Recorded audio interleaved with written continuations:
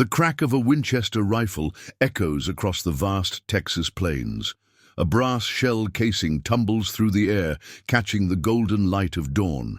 In the distance, a coyote threatening the edge of a cattle herd drops silently, the shot finding its mark from over 400 yards away. The cattle barely stir, accustomed to the sound that has protected them countless times before. Before we jump back in, tell us where you're tuning in from. And if this story touches you, make sure you're subscribed, because tomorrow I've saved something extra special for you. Behind the rifle stands a weathered figure in a worn denim jacket, hat pulled low against the morning sun. The shooter rises from position, rifle held with practiced ease, and whistles sharply. Across the rolling grassland, 5 riders appear from different positions, acknowledging the signal with raised hands. Before returning to their patrol of the vast herd, they move with military precision, each rider knowing their exact responsibility without a word being spoken. What the notorious Jackson gang doesn't realize as they watch the Rockingham Ranch from the distant ridge is that these aren't ordinary cowboys. And Catherine Kate Mitchell isn't just any grieving widow trying to keep her late husband's ranch afloat. The mistake they're about to make will be their last. Dawn breaks over the Rockingham Ranch, painting the whitewashed farmhouse in hues of amber and gold. The sprawling property sits nestled in a valley near Willow Creek, Texas. Its boundaries, marked by ancient oak trees and rolling grasslands that stretch toward distant mountains. Steam rises from the chimney of the main house, carrying the scent of fresh coffee and biscuits into the crisp morning air. Inside, Catherine Mitchell moves with quiet efficiency, her slender figure belying a strength that has sustained her through 3 years of widowhood.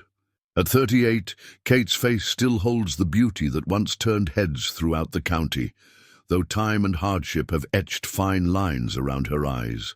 Her dark hair, streaked with the occasional silver strand, is pulled back in a practical braid as she prepares breakfast for a household that operates with clockwork precision. The large farmhouse kitchen, with its well-worn table and sturdy chairs, serves as the heart of the operation. Maps of the ranch property hang on one wall, marked with notations about grazing rotations, water sources, and boundary lines. On another wall hangs her husband's portrait, Colonel James Mitchell in his Texas Ranger uniform, his stern expression softened only by the slight crinkle around his eyes. Beside it hangs his badge, preserved in a simple wooden frame. What visitors to the Rockingham never notice is the locked cabinet in the study, its contents revealing a side of Kate Mitchell unknown to her neighbors. Inside rest 6 ranger badges, official documents of honorable discharge, and a collection of firearms maintained with military precision. The wooden box beneath the cabinet holds detailed maps of the surrounding counties, dossiers on known outlaws operating in the territory, and a logbook with entries in a precise, elegant handwriting that doesn't belong to the late colonel. Kate pours herself a cup of coffee, moving to the wide front porch as the first light illuminates her domain. The Rockingham spreads before her. 2,000 acres of prime grazing. Land, 3 natural springs, and the finest breeding stock in 3 counties. A kingdom that countless men have tried to wrest from her since James's death. Her gaze sweeps across the property with practiced assessment. In the distance, she can make out Thomas Quinn on his morning patrol, the former ranger sergeant's silhouette unmistakable even at this distance. Beyond him, she knows Daniel Jackson and Michael Forrest are checking the north boundary, while Samuel Hawkins and Robert Sullivan are likely already at the east pasture, moving the herd to fresh grazing grounds. Her 5 cowboys, a collection of the finest rangers who ever served under her husband's command, each man having exchanged his badge for a cowhide vest at her request after James was laid to rest. To the neighboring ranches and the townsfolk of Willow Creek, they're just loyal hands who stayed on to help the widow maintain her husband's legacy. None suspect that these men represent over 30 years of combined law enforcement experience, or that their loyalty stems from a blood oath sworn to their former commander. "Mornin', Mrs. Mitchell," comes a gravelly voice as Henry Peterson, the ranch cook and the only employee not formally affiliated with the Rangers, emerges from the bunkhouse.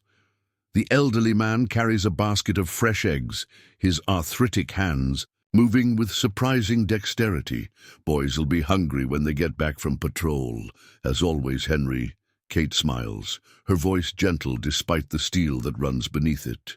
"Thomas spotted coyotes near the North Ridge again."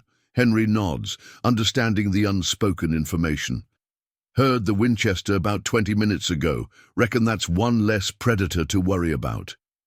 Kate's ability with a rifle is known throughout the county, though most attribute it to James's patient instruction rather than recognizing her natural talent.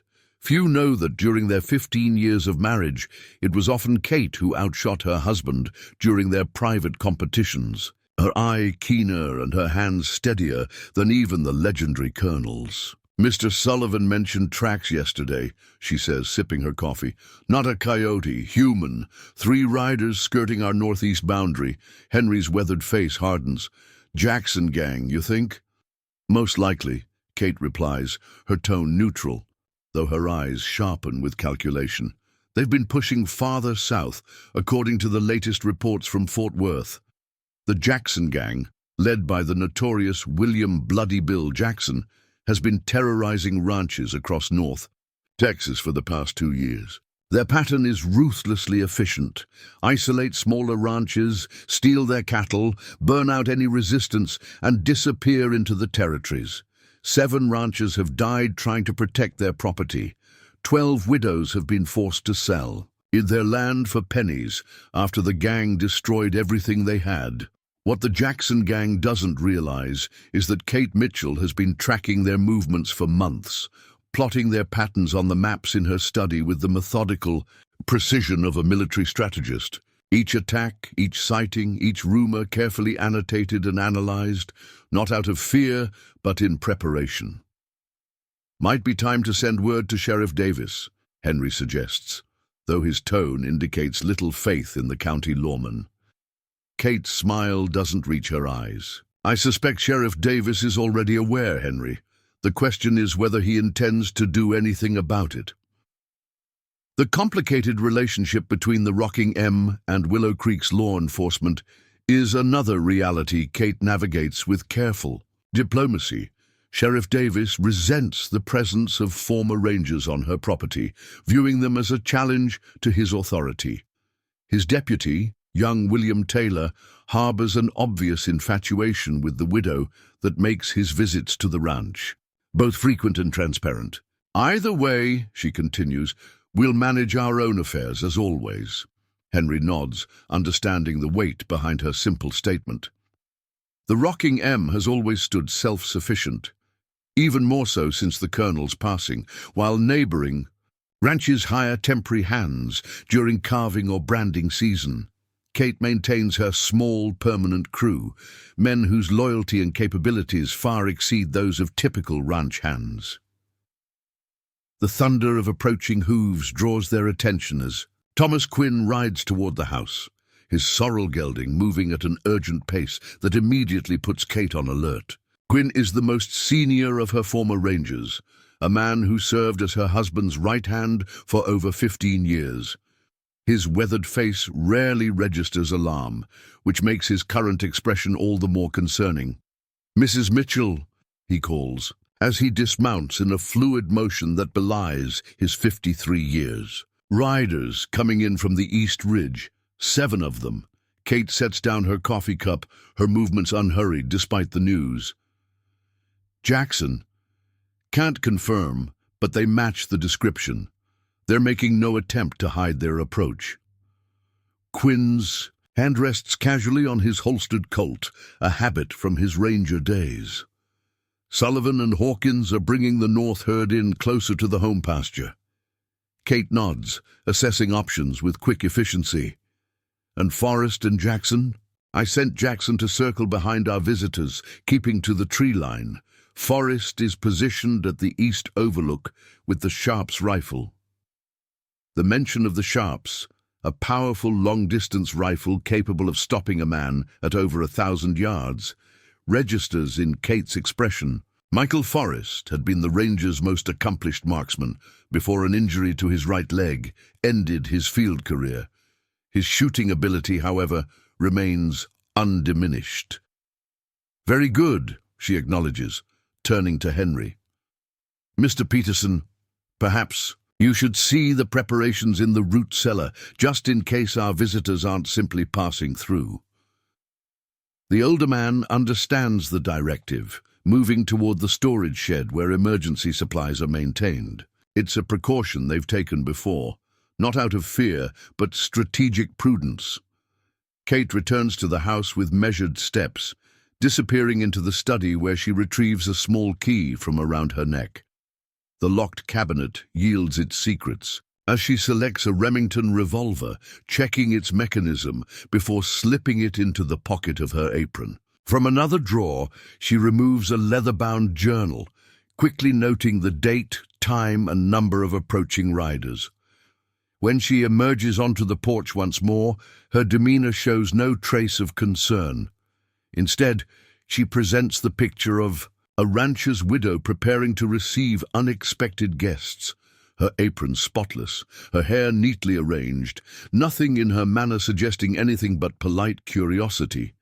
Only Thomas Quinn, watching from his position near the corral, recognizes the subtle indicators of her readiness, the slight adjustment in her posture, the way her right hand remains close to her pocket, the careful positioning that gives her clear sight lines. In multiple directions, the approaching riders crest the final rise, their silhouettes dark against the morning sky. They advance in a loose formation that suggests organization without military discipline. At their center rides a broad-shouldered man whose bearing marks him as their leader, his black coat and distinctive red neckerchief visible even at this distance. "William Jackson," Quinn murmurs, confirming Kate's suspicion.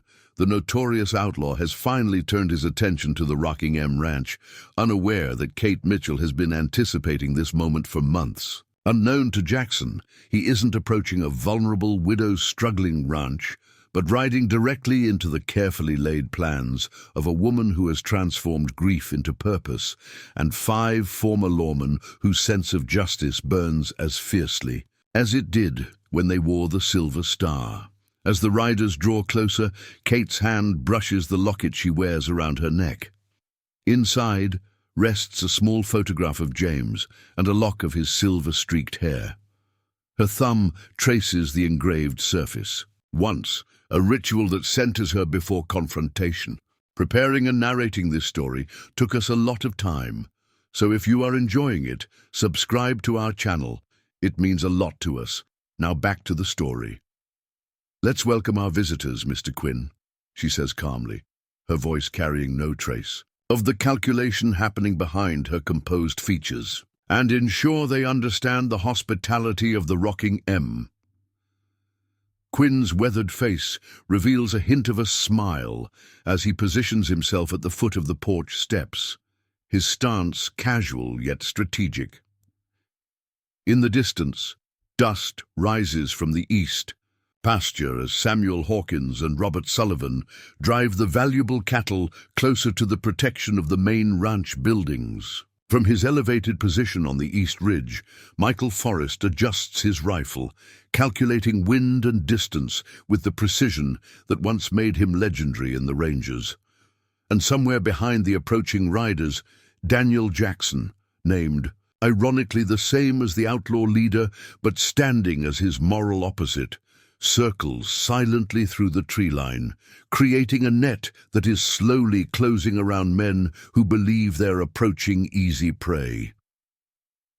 William Jackson and his gang have successfully terrorized 7 counties, leaving destruction and grief in their wake. They've faced sheriffs, posses, and desperate ranchers, always emerging victorious through superior numbers and ruthless violence. But they have never encountered an operation like the Rocking M. They have never faced Catherine Mitchell. The widow stands on her porch, outwardly serene as the approaching thunder of hooves grows louder. The morning sun catches the silver strands in her dark hair, creating a momentary halo effect that would seem almost prophetic to a superstitious mind. For a brief moment, the shadow she casts against the whitewashed wall seems to take on a different shape, not that of a rancher's widow, but of something altogether more formidable. The Jackson gang has made a fatal miscalculation. They've found the widow they've been seeking, a wealthy, seemingly vulnerable target whose prosperity has drawn their predatory attention. But they have no idea that the quiet woman watching their approach isn't merely James Mitchell's grieving widow. She is Catherine Mitchell, the strategic mind behind some of her husband's most successful operations, the woman whose shooting ability became legend among the select few who witnessed it, and the architect of a ranch that operates with military precision beneath its peaceful exterior. As William Jackson's gang approaches, the trap Catherine has been methodically preparing for months begins to close around them. A trap designed not just to protect her land, but to deliver a justice that has been 3 years in the making. Willow Creek sits nestled between rolling hills 20 miles south of the Rockingham Ranch, a cluster of wooden buildings straddling the banks of its namesake waterway. The town has grown considerably in the 8 years since the railroad spur connected it to Fort Worth, transforming from a dusty outpost to a respectable settlement with aspirations of importance. Main Street boasts the essential establishments of frontier civilization: the Willow Creek Hotel with its attached restaurant, Simmons General Store, the First Bank of Willow Creek, Marshall Davis's office and jailhouse, Doc Wilson's medical practice, and the Pride of Texas Saloon. Church bells from Reverend Thompson's white-steepled building mark the hours on Sundays, while the clatter of commerce fills weekdays. In this growing community, Catherine Mitchell is known primarily as Colonel Mitchell's widow, a designation that both honors and diminishes her. To the townsfolk, she exists more as an extension of her late husband's legend than as a woman in her own right. If you connect the reserved, soft-spoken woman who visits town once a month for supplies with the exceptionally capable rancher who has not only maintained but expanded the Rockingham's operations since James's death. Did you hear? Martha Simmons whispers to Abigail Wilson as she measures fabric in the general store. Catherine Mitchell purchased the Henderson water rights last month. That's another 1,000 acres effectively under her control. Abigail, the doctor's wife and Willow Creek's most prolific source of information, leans closer. Frank Henderson swore he'd never sell those rights, especially not to the Rocking M. Must have offered him a small fortune. Or perhaps something else, Martha suggests with raised eyebrows. A woman alone, running that massive operation. There's something unnatural about it. This conversation, with minor variations, has recurred throughout Willow Creek since Colonel Mitchell was laid to rest 3 years prior. The collective imagination of the town cannot reconcile Catherine's success with their understanding of womanhood. Explanations range from the practical, she must be secretly bankrupting the ranch, to the scandalous, surely improper relationships with her ranch hands explain their loyalty. None consider the simpler truth, that Catherine Mitchell possesses a natural aptitude for ranching and business that equals or surpasses most men in the territory. Sheriff Ben Davis emerges from his office, squinting against the midday sun. At 45, Davis has served as Willow Creek's primary lawman for 12 years, his authority previously unchallenged until Colonel Mitchell settled his rangers at the Rocking M. Though the colonel never interfered in town matters, his mere presence and the caliber of men who followed him created an implicit comparison that Davis has never quite forgiven. "Morning, Sheriff," calls Bradley Thompson, the Reverend's son who works as a clerk at the bank. "Any word on the Jackson gang? Heard they hit the Weber place up north." Davis's expression sours at the mention of the outlaws who have terrorized the region. "Rangers sent word they're heading south, probably cross into Mexico before anyone catches up to them." What Davis doesn't mention is the telegram resting in his desk drawer, warning specifically that William Jackson has been asking questions about the Rockingham ranch. The message suggests alerting the widow and offering protection.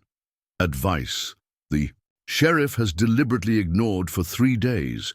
His complicated feelings toward Catherine Mitchell influence this dereliction more than he would admit. Her continued success without seeking his assistance of counsel irritates his sense of propriety. The fact that she maintains a small army of former rangers on her payroll feels like a personal affront to his authority. Inside the Willow Creek Hotel restaurant, Deputy William Taylor finishes his lunch with unusual haste. At 26, Taylor represents the future of law enforcement in the growing town, educated, ambitious, and painfully aware of the changes sweeping across Texas. Unlike his superior, Taylor harbors no resentment toward the Rockingham or its proprietress. Quite the opposite. Heading out early, Deputy? Asks Sarah Jenkins, the hotel owner's daughter who manages the restaurant. Taylor adjusts his hat, a flush creeping up his neck. Thought I'd ride up to Mitchell Place. Just routine patrol, checking on outlying properties. Sarah's knowing smile suggests the transparency of his motivation. Give Mrs. Mitchell my regards. Tell her we're still hoping she'll join the Ladies' Aid Society. Taylor's monthly patrols to the Rockingham have become a gentle source of amusement in Willow Creek. His infatuation with the widow, maintained at a respectful distance but obvious nonetheless, humanizes Catherine in the town's estimation. A woman who can inspire such devoted attention from the handsome young deputy surely possesses some feminine qualities beneath her businesslike exterior. What no one in Willow Creek suspects is that Taylor's monthly visits serve a purpose beyond his personal interest. Catherine recognized early in their acquaintance that the earnest young lawman possessed both integrity and intelligence, qualities she could utilize. Their conversations, ostensibly casual, supply her with information about criminal movements, territorial politics, and town gossip that might affect her operations. Today, Taylor rides with greater urgency than usual, the information he carries, too important for delay. The telegram about Jackson's interest in the Rockingham, glimpsed accidentally on the sheriff's desk, demands warning. His official duty and personal concern align perfectly in this mission. As Taylor's horse canters north, out of town, the banker Edward Williams watches from his office window, his expression calculating. The First Bank of Willow Creek holds the notes on several properties bordering the Rockingham, properties that have struggled since drought touched the region 2 years ago.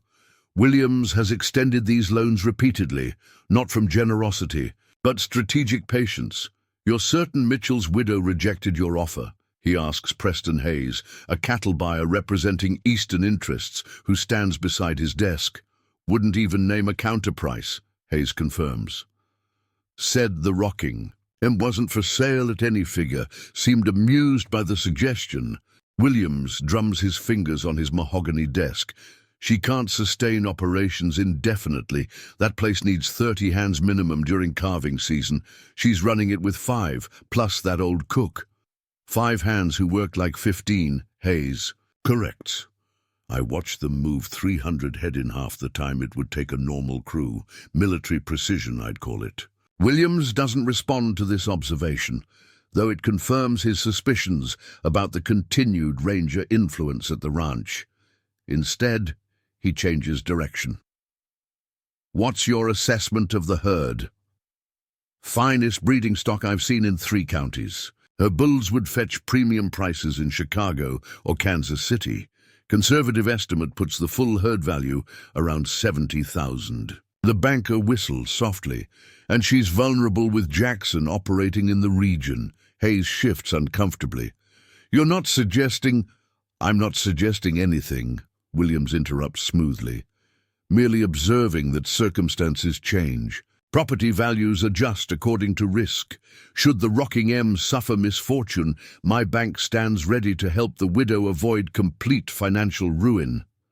The conversation concludes with practiced pleasantries, but its undercurrent lingers in the banker's mind long after Hayes departs. Williams has built his fortune by recognizing opportunity in others' misfortunes. The Rocking M represents the crown jewel of the region, prime land, water rights, and breeding stock that could transform his local banking operation into something far more significant. If Catherine Mitchell won't sell willingly, perhaps circumstances will persuade her. Meanwhile, at the Pride of Texas saloon, information flows as freely as whiskey. The establishment serves as Willow Creek's unofficial clearinghouse for news, rumors, and the occasional nugget of actionable intelligence. Its proprietor, Victor Morgan, maintains relationships with every significant operation within 50 miles, positioning himself as a neutral party in regional disputes. "Heard you ran into some of Jackson's boys up near Coyote Pass," Morgan remarks to Ethan Brooks, a freight driver who supplies outlying ranches. Brooks drains his glass, grimacing at the burn. "3 of them. Asked a lot of questions about the Rocking M, herd size, number of hands, whether the widow had relatives nearby." Morgan continues polishing glasses, his expression neutral, though his attention sharpens. "Jackson's getting ambitious if he's eyeing Mitchell property. Or desperate," counters Jacob Lewis, a rancher whose small spread borders the southeastern edge of the Rocking M. "Army patrols have increased since they hit that payroll wagon. He needs a big score before heading south for winter. The Mitchell widow's sitting on prime stock," Brooks adds. "Word is her Herefords would fetch $30 a head in Fort Worth, maybe more in Kansas City." Morgan sets aside the glass, his movements deliberate. "Jackson would be a fool to tangle with that. Operation, those aren't ordinary cowboys riding for her." This observation silences the table momentarily. Though never officially acknowledged, the backgrounds of Catherine's ranch hands are an open secret in Willow Creek. Former Texas Rangers don't forget their training simply because they exchange a badge for a branding iron. 5 men, no matter. Though their history can't stand against Jackson's full crew, Lewis finally responds. "He's running with at least 15 gunmen these days." Morgan shrugs, his expression unreadable. "Some say the colonel taught his wife to shoot. Others say she taught him." This provokes laughter around the table. The idea of Catherine Mitchell outperforming the legendary colonel strains credulity, even for men who respect her accomplishments.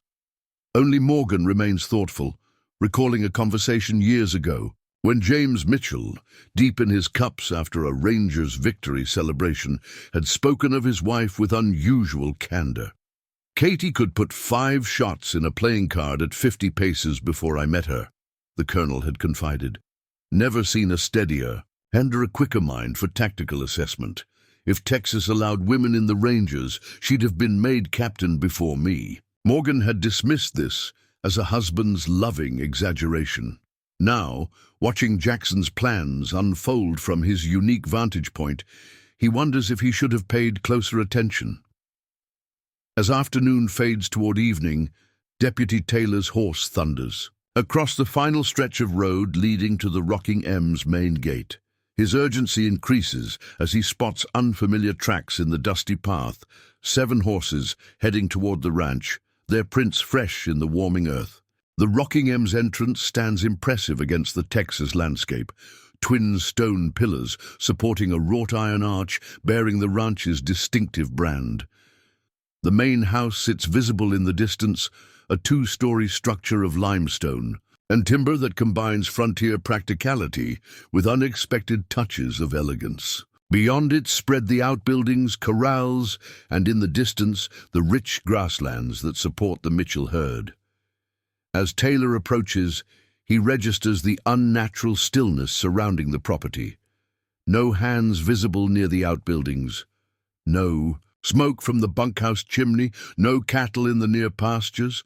Experience sends warning signals through his body, hand instinctively moving to his holstered Colt. That's far enough, Deputy. The voice emerges from a stand of cottonwoods to his left. Taylor reins in sharply, squinting to identify Thomas Quinn partially concealed among the trees, rifle held at casual readiness. "Mr. Quinn," Taylor acknowledges with relief, "I've come with news about the Jackson gang." Quinn finishes for him. "We're aware. They arrived about an hour ago. Mrs. Mitchell is entertaining them." Taylor's blood runs cold at this casual announcement. "She's what?" "Jackson's a murderer with a $1,500 bounty on his head." Quinn's weathered face reveals nothing. Mrs. Mitchell understands the situation perfectly. She asked that any visitors be directed to the main house. The deputy processes this information with a growing alarm. Catherine Mitchell, alone in her home with William Jackson and his cutthroats, his hand tightens on his weapon. "I should follow Mrs. Mitchell's instructions," Quinn interrupts firmly. "She specifically mentioned you might call today. Said, to assure you, everything is proceeding according to expectations." Something in Quinn's tone, a certainty beneath the difference, gives Taylor pause. He studies the former ranger more carefully, noting details that his concern initially obscured. Quinn stands relaxed yet alert, his position offering clear sightlines to both the road and main house. More significantly, a thin wire runs from near his boot along the ground toward the ranch buildings. A communication line of some kind. "Where are the others?" Taylor asks carefully. Quinn's smile doesn't reach his eyes. "Attending to their duties, Deputy. Ranch work doesn't stop for visitors." Taylor has spent enough time around lawmen to recognize the deliberate vagueness in this answer. Something is happening at the Rocking M, something coordinated and intentional. He recalls conversations with Catherine during his previous visits, her occasional questions about Jackson's operations that he had attributed to natural concern. This isn't a surprise to her, he realizes aloud. She's been expecting them. Quinn neither confirms nor denies this assessment. "Mrs. Mitchell suggested you might wish to observe from the North Ridge. Robert Sullivan is positioned there and can brief you on developments." The invitation, phrased as a casual suggestion, carries an unmistakable purpose. Taylor hesitates only briefly before nodding his acceptance. Whatever Catherine Mitchell has planned, she's offering him a controlled opportunity to witness it, an opportunity that might advance his understanding of both the widow and the criminal operation threatening the region. Following Quinn's directions, Taylor rides toward a wooded ridge overlooking the ranch complex. As he approaches, Robert Sullivan materializes from what appeared to be empty landscape, his ability to blend with the terrain a stark reminder of his ranger background. "Afternoon, Deputy," Sullivan greets him, gesturing toward a position that offers excellent visibility of the main house and surrounding area while maintaining concealment. "Mrs. Mitchell thought you might arrive today." Taylor dismounts, securing his horse before joining Sullivan at his observation post. From this vantage point, the ranch spreads below them in remarkable detail. He can see William Jackson and 4 of his men on the front porch of the main house, their horses tethered to the railing. Catherine stands in the doorway, her posture relaxed as she appears to converse with the notorious outlaw. "What's happening?" Taylor demands, unable to reconcile the peaceful tableau with Jackson's violent reputation. Sullivan passes him a brass spyglass. "Negotiation. Jackson wants her. Cattle. Offer to let her keep the ranch if she cooperates." Through the glass, Taylor observes the scene with greater clarity. Catherine's expression remains pleasant, showing no sign of fear as she faces men responsible for multiple murders. Jackson gestures expansively, his manner suggesting reasonable discussion rather than outright threat. Where are his other men? He never rides with fewer than 12. 3 watching the east pasture where he believes our main herd is grazing, Sullivan replies matter-of-factly. 2 circled behind the property to cut off potential escape routes. The precision of this information startles Taylor. How do you know that? Sullivan's smile carries grim satisfaction. Because Daniel Jackson is shadowing them, and Michael Forrest has been tracking their movements since they crossed our boundary 3 hours ago. Taylor lowers the spyglass, studying Sullivan with new understanding. The Rocking M isn't responding to the crisis. They're executing a predetermined plan. Catherine Mitchell hasn't been caught unprepared by Jackson's arrival. Somehow, she anticipated it. She knew they were coming, he states, no longer a question. Sullivan nods once. Mrs. Mitchell has been tracking Jackson's operations for months. Pattern analysis suggested we were next on his list after the Weber place. We've been preparing accordingly. 5 against 15 aren't favorable odds, Taylor observes, a professional assessment overriding his personal concern. Sullivan's expression hints at amusement. Depends on the 5, Deputy. Colonel Mitchell selected his men carefully. More importantly, he married a woman whose strategic mind rivals any military commander I've served under.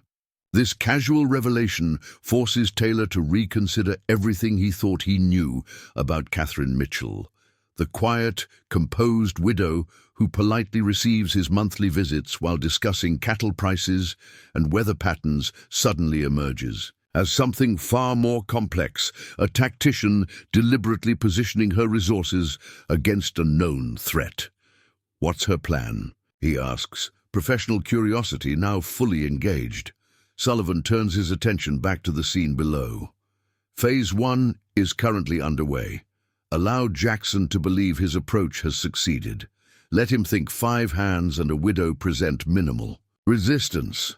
And Phase 2, the former ranger checks his timepiece with deliberate precision, should begin approximately 15 minutes from now when Jackson discovers the cattle in the east pasture aren't what he came for.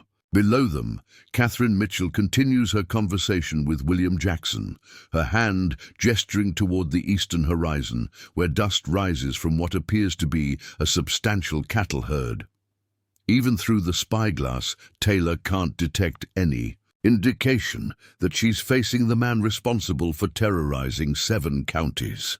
She maintains the poise of a hostess addressing unexpected but not unwelcome guests. What William Jackson doesn't realize, what Taylor himself is only beginning to understand, is that Catherine Mitchell isn't merely enduring this confrontation.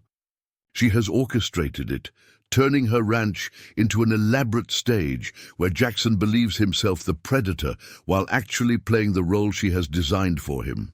Watch carefully, Deputy, Sullivan advises, checking his rifle with practiced efficiency. You're about to witness why Colonel Mitchell always said his wife was the finest strategic mind in Texas. The main house of the Rocking M Ranch presents a study in careful duality. Its public spaces, the formal parlor, dining room, and Colonel Mitchell's study maintain the expected appearance of a successful rancher's home, tasteful furnishings, family photographs, and the occasional military memento create an environment that visitors find both impressive and predictable, what no visitor has ever seen. What William Jackson cannot possibly suspect as he sits across from Catherine Mitchell in her sunlit parlor is the hidden operations center concealed behind the library's sliding bookcase. 3 hours before Jackson's arrival, Catherine had stood in this secret room, reviewing a detailed map of her property with her 5 former rangers. The space, illuminated by carefully positioned oil lamps, contained the true nerve center of the Rocking M's defense system. Topographical maps, communications equipment, weapons racks, and a chart tracking known outlaw movements across 4 counties. They'll come from the east, she had stated with quiet certainty, her finger tracing the likely approach. Jackson favors morning arrivals, psychological advantage of having the sun at his back while his targets face into the glare. Thomas Quinn, 15 years her husband's senior sergeant, had nodded in agreement. Consistent with his previous patterns, reconnaissance suggests 15 men total, likely split into 3 groups. Catherine had moved to another map, showing cattle distribution across her property. Our primary breeding stock is secure in the hidden canyon. What Jackson will see in the east pasture is the Henderson herd, older cattle we purchased last month as visible bait. Michael Forrest, whose leg injury had ended his field career but not his effectiveness, had studied the terrain markings with a sniper's calculating eye. The ridge positions give us coverage of all approaches. If they follow expected patterns, they'll split their forces here, here, and here. His finger had landed precisely on the map locations where the ranch's carefully concealed defensive positions waited. The room had fallen silent as Catherine walked to the weapons cabinet, removing a custom Remington revolver with pearl grips. A wedding gift from her husband, who had recognized her natural marksmanship from their first meeting. She had checked the action with practiced ease before securing it in a specialized pocket sewn into her skirt. "Gentlemen," she had said, her voice steady with the calm authority that had earned their loyalty long before James's death, "we've prepared for this day for 3 years, since these men murdered the Callahan family and stole their herd while the law looked the other way. Today, the Jackson gang learns the consequence of believing a woman alone must be defenseless." Now, as afternoon sun streams through the parlor windows, Catherine maintains perfect composure while serving coffee to William Jackson and his lieutenant, Frank Doyle. Her blue calico dress reveals nothing of the custom holster at her thigh, or the derringer secured at her wrist. Her gentle smile betrays none of the tactical calculations happening behind her eyes. "I appreciate your directness, Mr. Jackson," she says, pouring coffee with steady hands. "So few people are forthright about their intentions these days." William Jackson, Bloody Bill to newspaper accounts but never to his face, studies Catherine with undisguised assessment.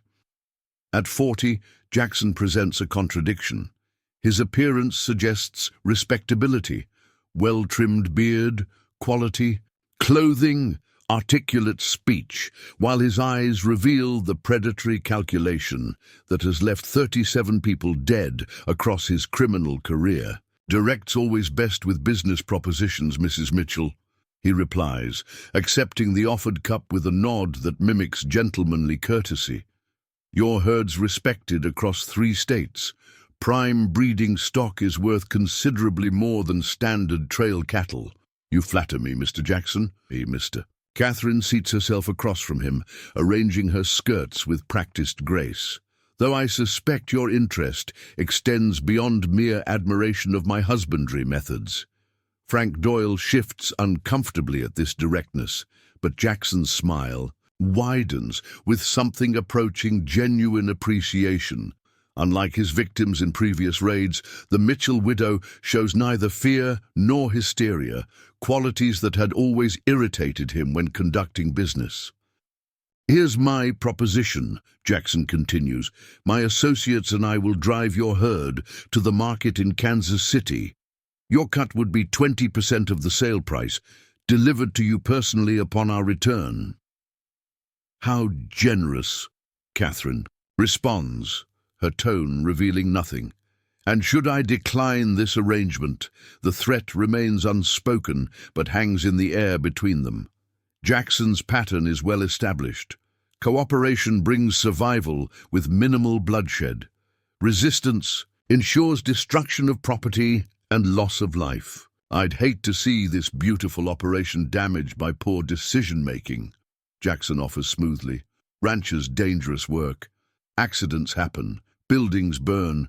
Running it with just 5 hands seems precarious."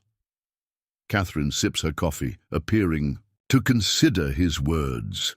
Through the window behind Jackson, she registers the nearly imperceptible movement of Samuel Hawkins positioning himself near the barn, exactly according to the timetable they established during morning preparations.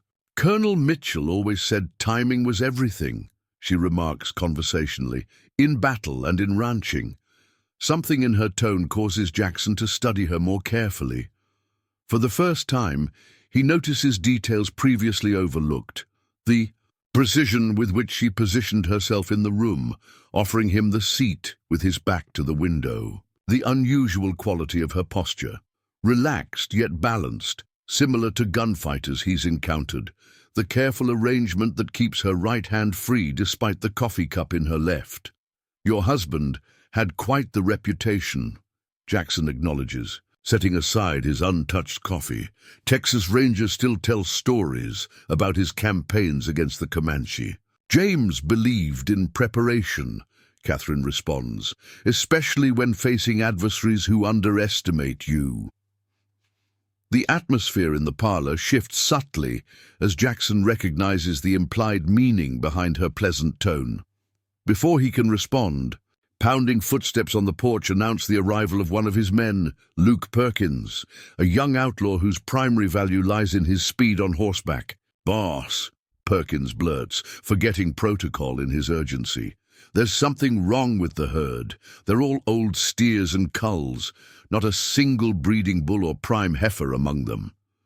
Jackson's expression hardens as he turns back to Catherine, reassessing the composed woman before him. "Care to explain, Mrs. Mitchell?"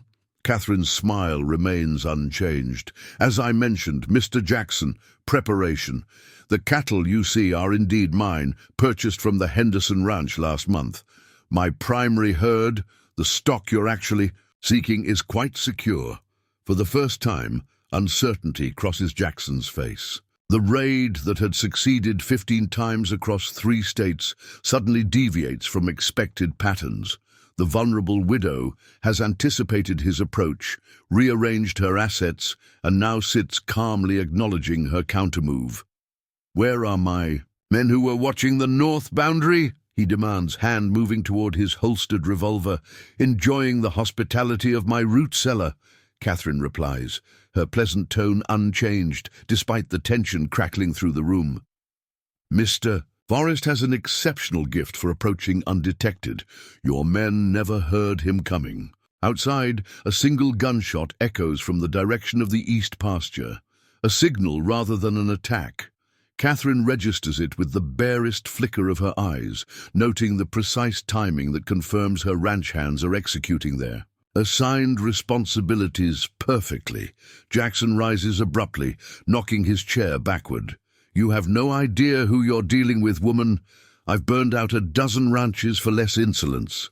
Catherine remains seated, her posture unchanged, despite the clear threat looming over her. "On the contrary, Mr. Jackson, I know precisely who I'm addressing. William Matthew Jackson, formerly of the 7th Cavalry, discharged in 72 for theft and suspected murder of a fellow soldier. 5 feet 11 inches tall, scar across your right shoulder blade from a Kiowa arrow, distinctive limp in your left. Leg from a cattle drive injury in 74. The outlaw stares at her, genuine shock replacing his anger momentarily. "How could you possibly—" "The Rangers maintain excellent records," Catherine interrupts smoothly. "My husband's former colleagues have been tracking your movements since the Callahan murders. Every raid, every campsite, every man who rides with you, documented, analyzed, and prepared for." Through the window, Catherine notices Robert Sullivan moving into position behind the woodshed, right on schedule. The choreography she designed months ago unfolds with military precision, each of her men reaching their assigned positions exactly when predicted. "Frank," Jackson orders his lieutenant, "get the others. We're burning this place to the ground." He draws his revolver, aiming directly at Catherine, starting with this interfering widow. Catherine's expression shows no fear as she gazes up at the gun pointed at her heart. "2 problems with your plan, Mr. Jackson. First, your others are currently being disarmed by my very capable ranch hands. And second, her right hand moves with startling speed, producing her Remington from its hidden holster. You seem to have mistaken preparation for interference." The outlaw's eyes widened at the revolver now aimed steadily at his midsection, not brandished in panic, but held with the unwavering confidence of someone intimate with its use. More disconcerting than the weapon is Catherine's expression. Calm, focused, almost professionally detached. Frank Doyle draws his own weapon, creating a tense standoff in the formerly peaceful parlor. "Boss, something ain't right. The whole setup stinks of a trap," finishes Thomas Quinn from the doorway behind them, his shotgun trained on Doyle. "Carefully planned and 6 months in execution. I'd advise reconsidering your current course of action, gentlemen." The tableau freezes. Jackson aiming at Catherine aiming at Jackson, Doyle targeting Quinn, and Quinn's shotgun promising devastating consequences at close range. Young Perkins raises his hand slowly, recognizing the hopelessness of their position. "You're making a grave mistake," Jackson growls, though uncertainty has replaced confidence in his tone. "I have men all over your property." "Had," Catherine corrects gently. "Past tense is important in tactical discussions, Mr. Jackson." As if summoned by her words, the sound of multiple gunshots echoes from the direction of the east pasture, controlled, disciplined fire rather than chaotic exchange. Professional implementation rather than desperate defense.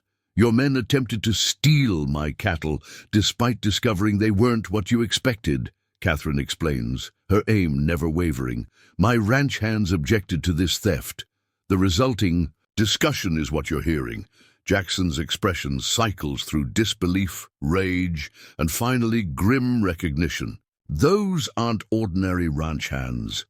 "No," Catherine acknowledges. "They're former Texas Rangers who served under my husband. Men who gave their word to protect this land and its owner after James was killed. Men who've been anticipating your arrival for quite some time." Outside, hoofbeats approach the house at a controlled gallop. Through techniques of breath control her husband had taught her during their early courtship, Catherine maintains her steady aim, despite the adrenaline now coursing through her system. James had recognized her natural talent immediately, spending countless hours refining her already impressive skills.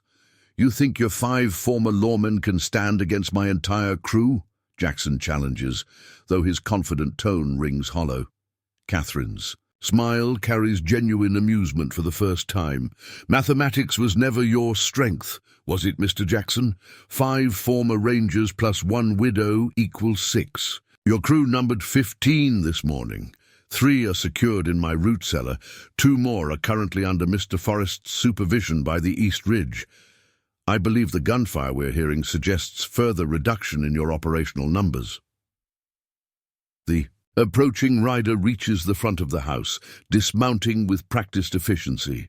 Heavy footsteps cross the porch, and Daniel Jackson appears in the doorway beside Quinn, blood splattered across his shirt, but his expression professionally composed. "Ma'am," he addresses Catherine while keeping his rifle trained on the Outlaws. 4 of Jackson's men attempted to run the Henderson herd toward the north boundary. Sullivan and Hawkins intercepted them. 2 surrendered when they recognized the situation. The others... He pauses, his meaning clear, without requiring explicit detail. "Thank you, Mr. Jackson," Catherine acknowledges with a slight nod. "Casualties on our side?" Hawkins took a bullet across his upper arm. "Nothing serious, otherwise we're intact." William Jackson stares at the former ranger with undisguised hatred. "Jackson, I've heard of you. They call you Deadeye along the border." "Former Sergeant Daniel Jackson," Catherine confirms. "One of the finest marksmen in Ranger history. The irony of his sharing your surname has provided occasional amusement during our planning sessions." The outlaw's gun hand trembles slightly, not from fear, but frustrated rage, as he recognizes the extent of the trap he's ridden into. What appeared to be a vulnerable ranch, operated by an overmatched widow, has revealed itself as a precision operation staffed by elite lawmen. "Your reputation claimed you were smart, Mr. Jackson," Catherine continues, her voice carrying the calm authority that had guided Ranger operations when her husband was in the field. "I'm offering you an opportunity to demonstrate that intelligence. Surrender peacefully, and I guarantee safe passage to Willow Creek, where the circuit judge arrives tomorrow. Resist, and this ends differently." From his observation point on the North Ridge, Deputy William Taylor watches the scene unfold through Sullivan's spyglass with dawning comprehension. What appeared to be Catherine Mitchell entertaining dangerous visitors now reveals itself as a carefully orchestrated confrontation. Through the windows of the main house, he can see Catherine holding William Jackson at gunpoint, while Quinn and Daniel Jackson cover his lieutenants. "She planned this entire operation," Taylor murmurs, professional admiration overriding his concern. "Positioned decoy cattle, set up defensive positions, anticipated their every move." Robert Sullivan, who has rejoined the deputy after completing his assignment at the woodshed, nods with evident pride. "Mrs. Mitchell has been preparing for Jackson since she tracked his pattern emerging 2 years ago. The colonel taught her strategic planning during their marriage, though truth be told, she had a natural gift that sometimes surpassed his." Taylor lowers the spyglass, processing this revelation about the woman he thought he knew. The quiet, composed widow who discusses weather patterns and cattle breeding during his monthly visits suddenly emerges as a tactical commander orchestrating a complex operation against the territory's most dangerous outlaw. "She's been analyzing his previous raids," Sullivan continues, checking his rifle methodically, "identifying patterns, predicting movements, calculating response options. That journal she keeps in the colonel's study, full of intelligence reports and tactical assessments that would impress any ranger captain." Before Taylor can respond, movement along the western boundary catches Sullivan's attention. 3 riders approach at high speed, Jackson's reinforcements arriving too late to affect the outcome at the main house, but potentially dangerous. "Nonetheless, we have company," Sullivan observes calmly, raising his rifle to his shoulder with practiced ease. "Mrs. Mitchell anticipated this possibility as well. Would you care to assist in the interception, Deputy?" Taylor draws his revolver, professional responsibility overshadowing his astonishment at the day's revelations. "Lead the way, Mr. Sullivan." As they move toward predetermined defensive positions, Taylor glances back at the main house where Catherine Mitchell continues holding William Jackson at gunpoint, her posture revealing not the frightened victim the outlaw expected, but a composed tactician who has controlled every aspect of this confrontation from the beginning. Inside the parlor, tension stretches between Jackson and Catherine like a taut wire. The outlaw's options dwindle with each passing moment as gunfire from the property boundaries confirms the systematic dismantling of his operation. "You've been hunting me for 2 years, he realizes aloud, reassessing the woman before him with newfound respect tinged with bitterness. "Using Ranger's resources, tracking my movements, analyzing my patterns." Catherine adjusts her grip on the Remington, the pearl handles catching afternoon light. "You mistake personal vengeance for professional responsibility, Mr. Jackson, though I won't deny satisfaction in seeing justice finally reach you." "Justice," Jackson spits the word. "Rich widow playing lawman because her husband wore a badge?" Something changes in Catherine's expression, a momentary flash of genuine emotion breaking through her composed exterior. "My interest in your capture began precisely 3 years ago when you murdered Thomas and Elizabeth Callahan. Do you remember them, Mr. Jackson? The small ranch near the Red River?" Thomas tried surrendering his herd peacefully. Elizabeth begged for her husband's life. Understanding dawns in Jackson's eyes. "The school teacher, the one who taught alongside me in Fort Worth before her marriage," Catherine confirms, her voice steady despite the painful memory.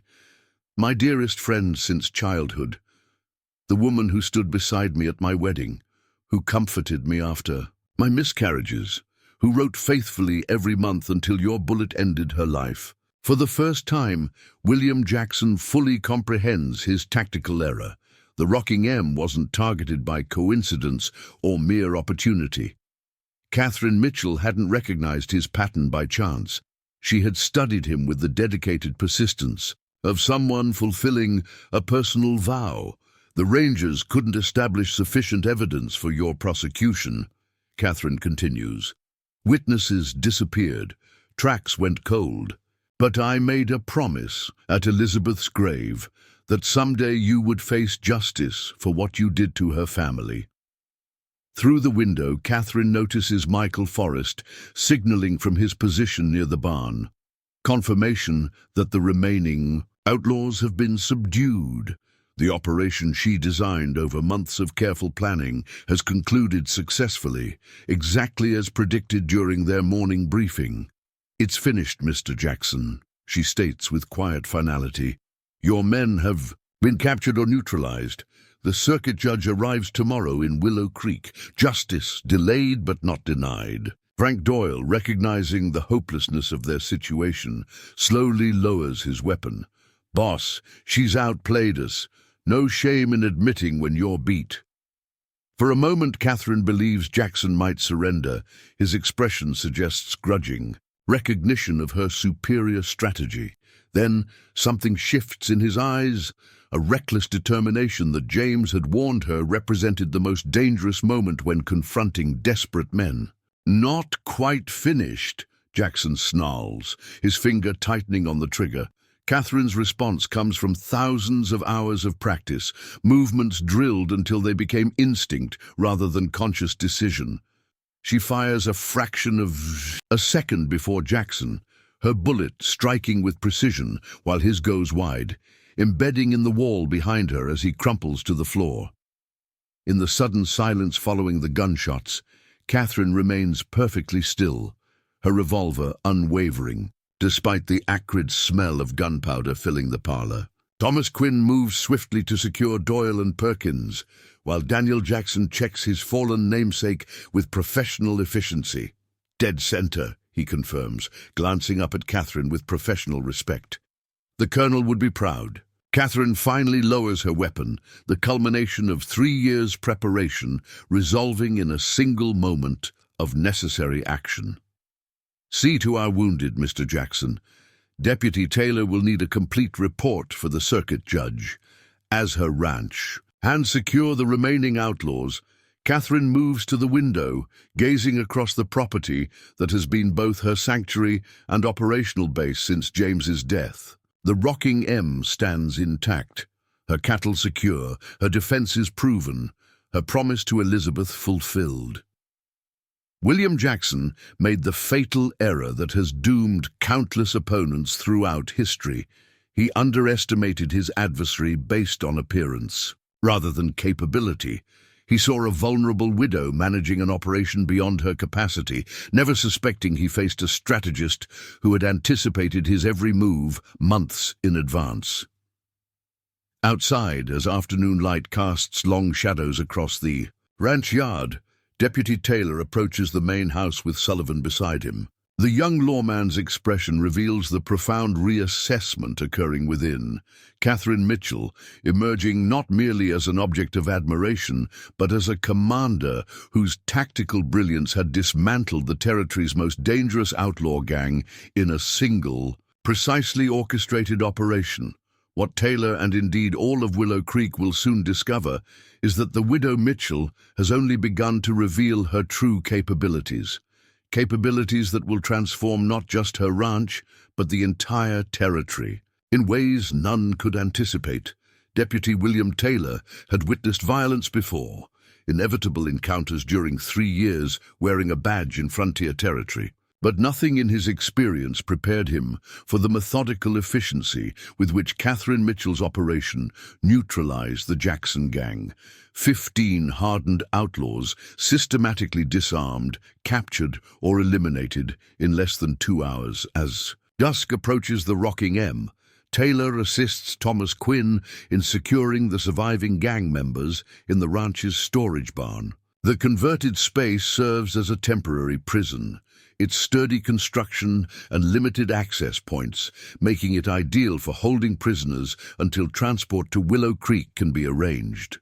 9 captured, 4 dead, 2 escaped, Quinn summarizes, clinically checking the bindings on Frank Doyle's wrists. Better results than we anticipated. Taylor studies the former Ranger Sergeant with newfound appreciation. Earlier today, he had seen Quinn as simply an aging cowhand, competent but unremarkable.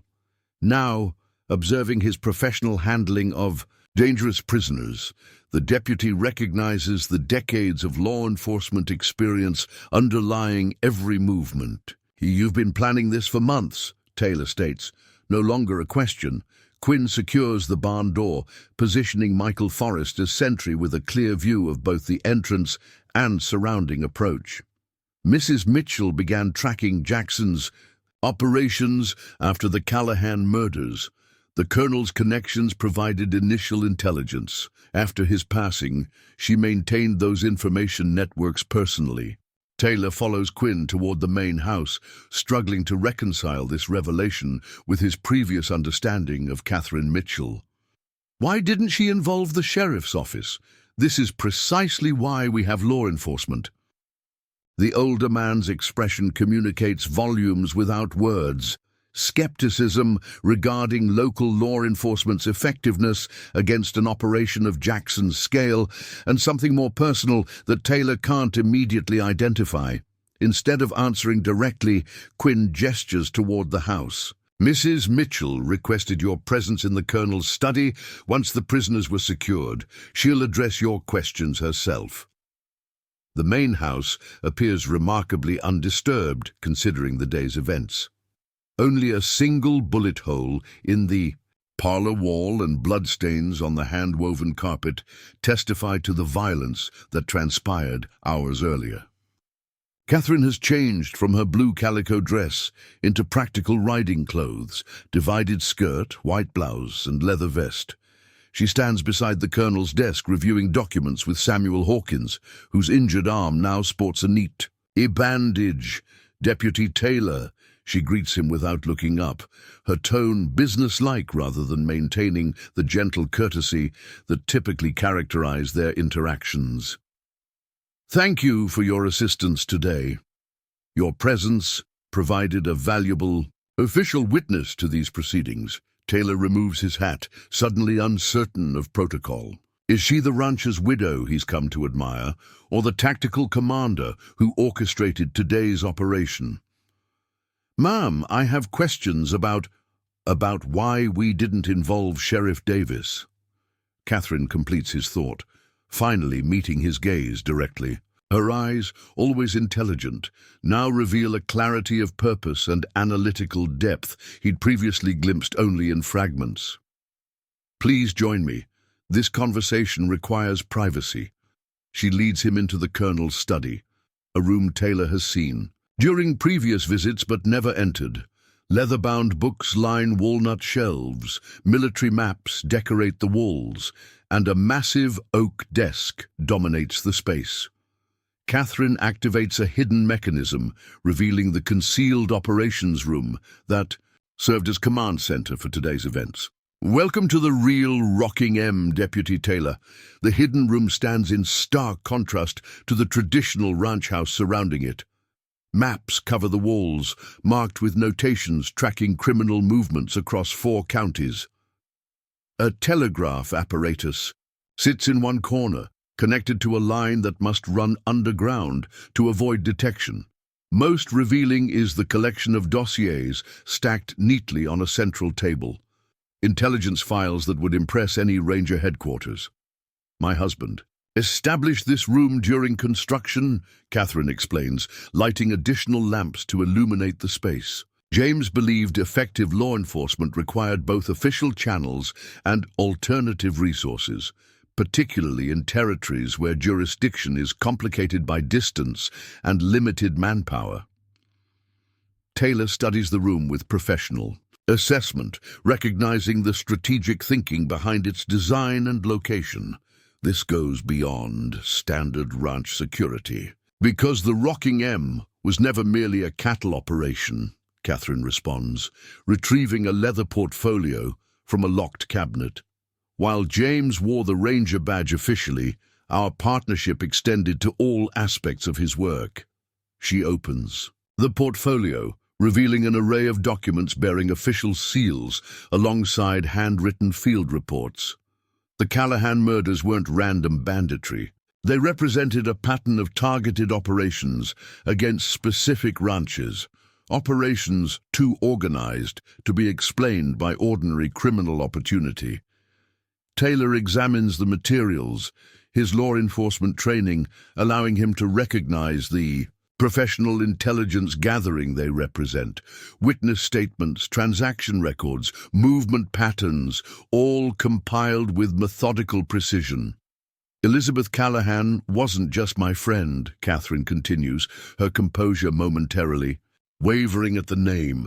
She was our informant regarding cattle thefts along the Red River. Her husband's ranch served as a monitoring station for cross-border movements. This revelation forces Taylor to re-evaluate everything he thought he understood about the situation. They were working with the Rangers? With James specifically, Catherine confirms. Unofficial auxiliaries like dozens of others across the territory. The colonel recognized early in his career that effective intelligence required civilian cooperation, particularly from those whose ordinary appearances allowed them to observe without attracting attention. She retrieves a faded photograph from the desk, a younger Catherine standing beside Elizabeth Callahan, both dressed as school teachers, their expressions containing the confidence of women comfortable with their capabilities. Before my marriage, I taught alongside Elizabeth in Fort Worth.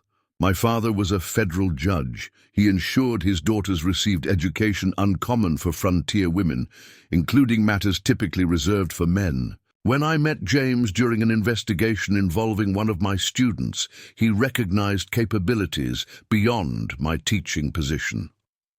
The photograph reveals a different Catherine than the composed ranch owner Taylor has come to know.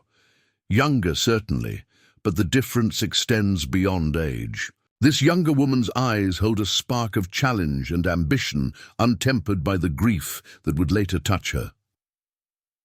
James and I married within 6 months, Catherine continues, returning the photograph to its place. What began as professional appreciation evolved into partnership, then love.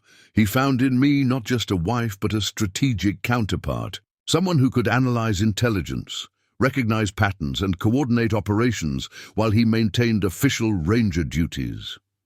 She moves to the map wall, indicating territory markings that Taylor now recognizes as operational boundaries. For 15 years we worked together, James in the field with his ranger company, me coordinating intelligence networks from this room. Most of his most successful operations originated with analyses I provided.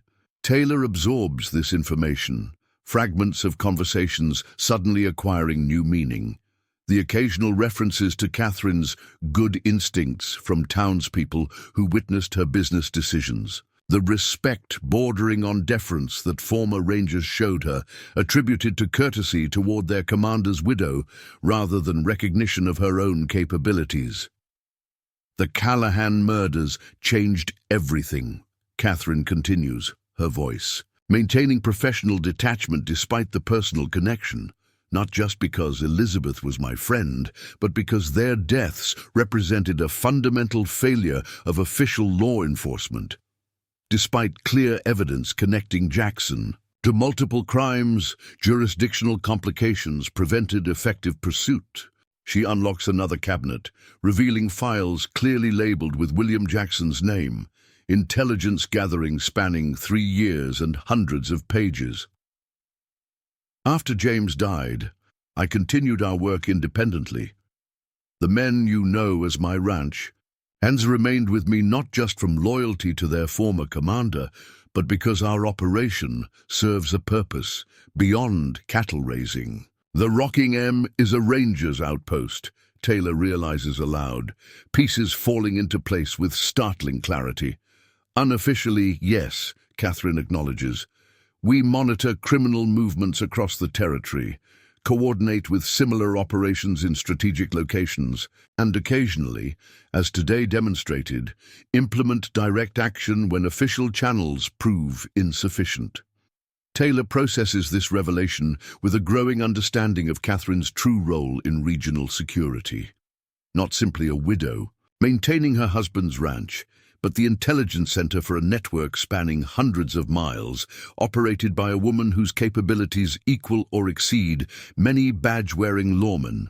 "Why reveal this to me now?" he asks finally. Catherine studies him with evaluating intensity. "Because Sheriff Davis will arrive tomorrow expecting a simple narrative about self-defense against cattle thieves. Instead, he'll find an operation that challenges everything he believes about proper authority and jurisdiction, particularly when orchestrated by a woman." Her directness catches Taylor off guard, though he recognizes the truth in her assessment. Davis's resentment toward the rocking M has always extended beyond professional concern into personal territory, particularly regarding Catherine's independence from his authority. "You need an ally within official law enforcement," he concludes. "I need someone who understands the reality of our work rather than its appearance," Catherine corrects. "Someone who recognizes that effective justice sometimes requires unconventional approaches." Before Taylor can respond, Samuel Hawkins appears at the doorway. Despite his wounded arm, he maintains the alert posture of a man whose vigilance never truly relaxes. "Ma'am," riders approaching from town. "Sheriff Davis with 6 deputies. Catherine exchanges a meaningful glance with Taylor. Earlier than expected, the official response begins. She activates the hidden mechanism, returning the study to its ordinary appearance with practiced efficiency. Within moments, no evidence remains of the strategic operations center that conducted today's precision takedown of the Jackson gang. "Decision time, Deputy," she says quietly. "Will your report reflect what you believe happened here, or what you know to be true?" Taylor recognizes the implied question beneath her words. His account will significantly influence how today's events are interpreted. Straightforward ranch defense or coordinated operation beyond civilian authority. His response will define his position not just regarding the rocking M, but within the evolving landscape of frontier justice. Outside, as evening shadows lengthen across the ranch yard, Sheriff Ben Davis approaches with an expression that suggests he anticipates confrontation rather than cooperation. The 7 captured members of the Jackson gang have been secured in the converted barn. The 4 casualties laid respectfully in the tool shed despite their crimes. Evidence has been methodically documented, weapons catalogued, and statements recorded. With precision that would impress any courtroom, Catherine Mitchell stands on her porch, transformed once more into the composed widow who greets visitors with appropriate hospitality. Only the subtle positioning of her former rangers around the property suggests anything beyond ordinary ranch operations. Taylor takes his place beside her, his decision made, though its implications remain to be determined. The complexities of frontier justice cannot be resolved in simple terms of official versus unofficial authority, a reality he has always recognized intellectually but now confronts directly. Sheriff Davis reins in before the main house, his assessment taking in the orderly scene with evident surprise. He had clearly anticipated chaos rather than the controlled aftermath of professional law enforcement action. "Mrs. Mitchell," he calls, not dismounting, a subtle assertion of authority through elevated position. "We received reports of gunfire. Deputy Taylor appears to have forgotten his jurisdiction, extends to town limits, not private property." Catherine's expression reveals nothing of the strategic commander who orchestrated today's operation. She presents instead the respectful civility expected of a prominent rancher addressing local law enforcement. "Sheriff Davis," she acknowledges, "how fortunate you've arrived.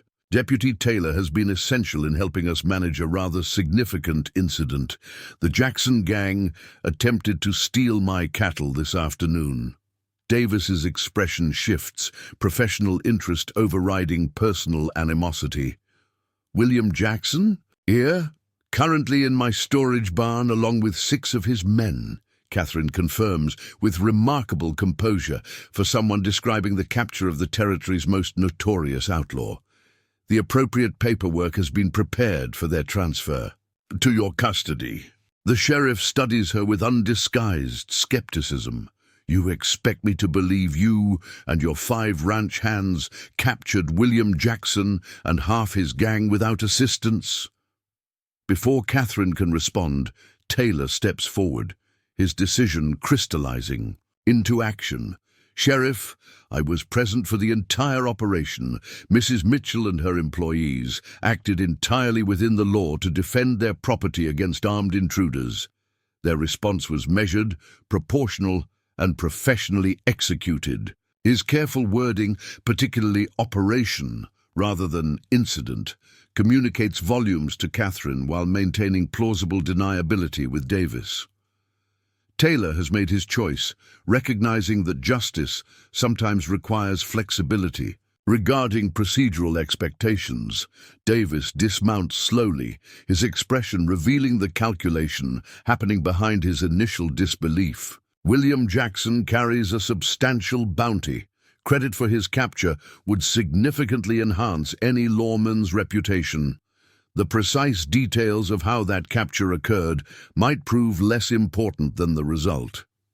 I'll need detailed statements. He declares, professional responsibility asserting itself despite his complicated feelings toward the Rockingham. Circuit judge arrives tomorrow. These men need proper processing. Catherine nods agreement. My ranch hands have prepared complete documentation, including witness statements and inventory of recovered stolen property. Deputy Taylor supervised the process to ensure proper procedure was followed. This fabrication, Taylor's supervision, rather than Catherine's command, offers the sheriff the official framework he requires while protecting the truth of the operation's nature. Taylor recognizes the elegant solution she presents, results delivered within acceptable narrative boundaries. As Davis and his deputies move toward the storage barn to inspect the prisoners, Catherine catches Taylor's eye with a glance that communicates both approval and invitation. Their conversation regarding the true nature of the Rockingham operation will continue, a conversation that might eventually extend beyond today's events to future cooperation. Inside the main house, Thomas Quinn retrieves a bottle of Kentucky bourbon from the Colonel's private reserve, a tradition following successful operations. The former Rangers gather in the kitchen while Catherine prepares to manage Sheriff Davis's official response, each man understanding his role in the carefully coordinated dance between appearance and reality. Deputies made his choice. Quinn observes, pouring measures into 5 glasses. Question is whether he fully understands what that choice means. Michael Forrest, his rifle cleaned and returned to its proper place, accepts his glass with a thoughtful expression. He's smart enough to recognize good strategy when he sees it. Whether he's prepared for partnership is another question. Daniel Jackson, blood still staining his shirt sleeves despite attempts to clean them, raises his glass in silent toast to their success. Mrs. Mitchell will make the right assessment. She hasn't misjudged character yet. The men drink in unified acknowledgement of this truth. Their loyalty to Catherine extends beyond obligation to their former commander's widow. They follow her because experience has proven her tactical judgment equals or surpasses most officers they served under during their ranger careers. In the ranch yard, Catherine walks alongside Sheriff Davis as he inspects the secured outlaws, answering his questions with the perfect balance of helpful cooperation and appropriate deference to his authority. Her performance, presenting as the fortunate survivor of criminal attack rather than the architect of a precision operation, represents years of practice in navigating societal expectations. Only Deputy Taylor, observing from a respectful distance, recognizes the careful calculation behind her seemingly artless responses. The veil has been lifted from his perception of Catherine Mitchell, revealing the strategic intelligence that operates beneath her composed exterior. As darkness settles over the rocking M, the ranch appears to return to normal operations despite the extraordinary events of the day. Lamps glow in windows, cattle settle in their pastures, and the rhythm of frontier life continues its steady pattern. Yet beneath this ordinary appearance, something significant has shifted in the regional balance of power. The capture of William Jackson represents more than the elimination of a dangerous criminal. It announces the emergence of Catherine Mitchell's operation from the shadows of unofficial action into recognized effectiveness. What began as a widow's promise of justice for her murdered friend has evolved into something far more significant, a demonstration that conventional assumptions about authority and capability require reconsideration in the evolving frontier. The rocking M stands as testament to the reality that effective justice sometimes wears unexpected faces, including that of a rancher's widow whose strategic brilliance has just transformed the security landscape across 4 counties. Dawn breaks over the rocking M ranch, illuminating a scene that bears little resemblance to the previous day's tactical confrontation. Ranch hands move about their morning duties with practiced efficiency. Cattle graze peacefully in the east pasture. Only the presence of Sheriff Davis's deputies standing guard outside the storage barn suggests anything beyond ordinary operations. In the ranch house kitchen, Catherine Mitchell reviews final preparations for transporting the Jackson gang to Willow Creek. The journey presents both logistical and security challenges. 15 miles with dangerous prisoners requires meticulous planning. 2 wagons, 4 prisoners per wagon, she directs, marking positions on a hand-drawn map spread across the kitchen table. Armed guards, front and rear, outriders maintaining perimeter surveillance. Sheriff Davis listens with poorly concealed impatience. Though he officially commands this prisoner transfer, Catherine's detailed security recommendations consistently anticipate his concerns before he expresses them, a dynamic that increasingly tests his professional composure. Mrs. Mitchell, he interrupts, I appreciate your input, but my deputies have handled prisoner transports before. Catherine glances up from her map, her expression revealing nothing of the tactical commander who orchestrated yesterday's operation. Of course, Sheriff.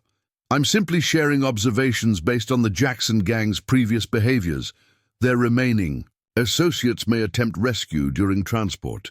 Deputy Taylor, positioned by the kitchen doorway, notes the subtle dance of authority between them. Davis requires Catherine's cooperation as primary witness against the captured outlaws, yet resents her evident expertise in matters he considers his exclusive domain.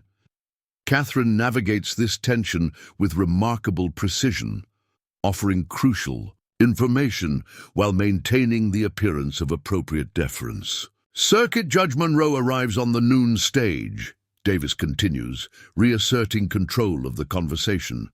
He'll conduct preliminary hearings tomorrow morning. I'll need your full statement and those of your ranch hands. The slight hesitation before ranch hands communicates volumes about the sheriff's suspicions regarding the true nature of Catherine's employees. Though he hasn't explicitly challenged their backgrounds, his pointed questions about their coordinated response to the Jackson gang suggest growing awareness that ordinary cowboys don't typically demonstrate tactical precision worthy of military units. My men will provide complete accounts, Catherine assures him. Thomas Quinn has already prepared preliminary statements for their review and signatures.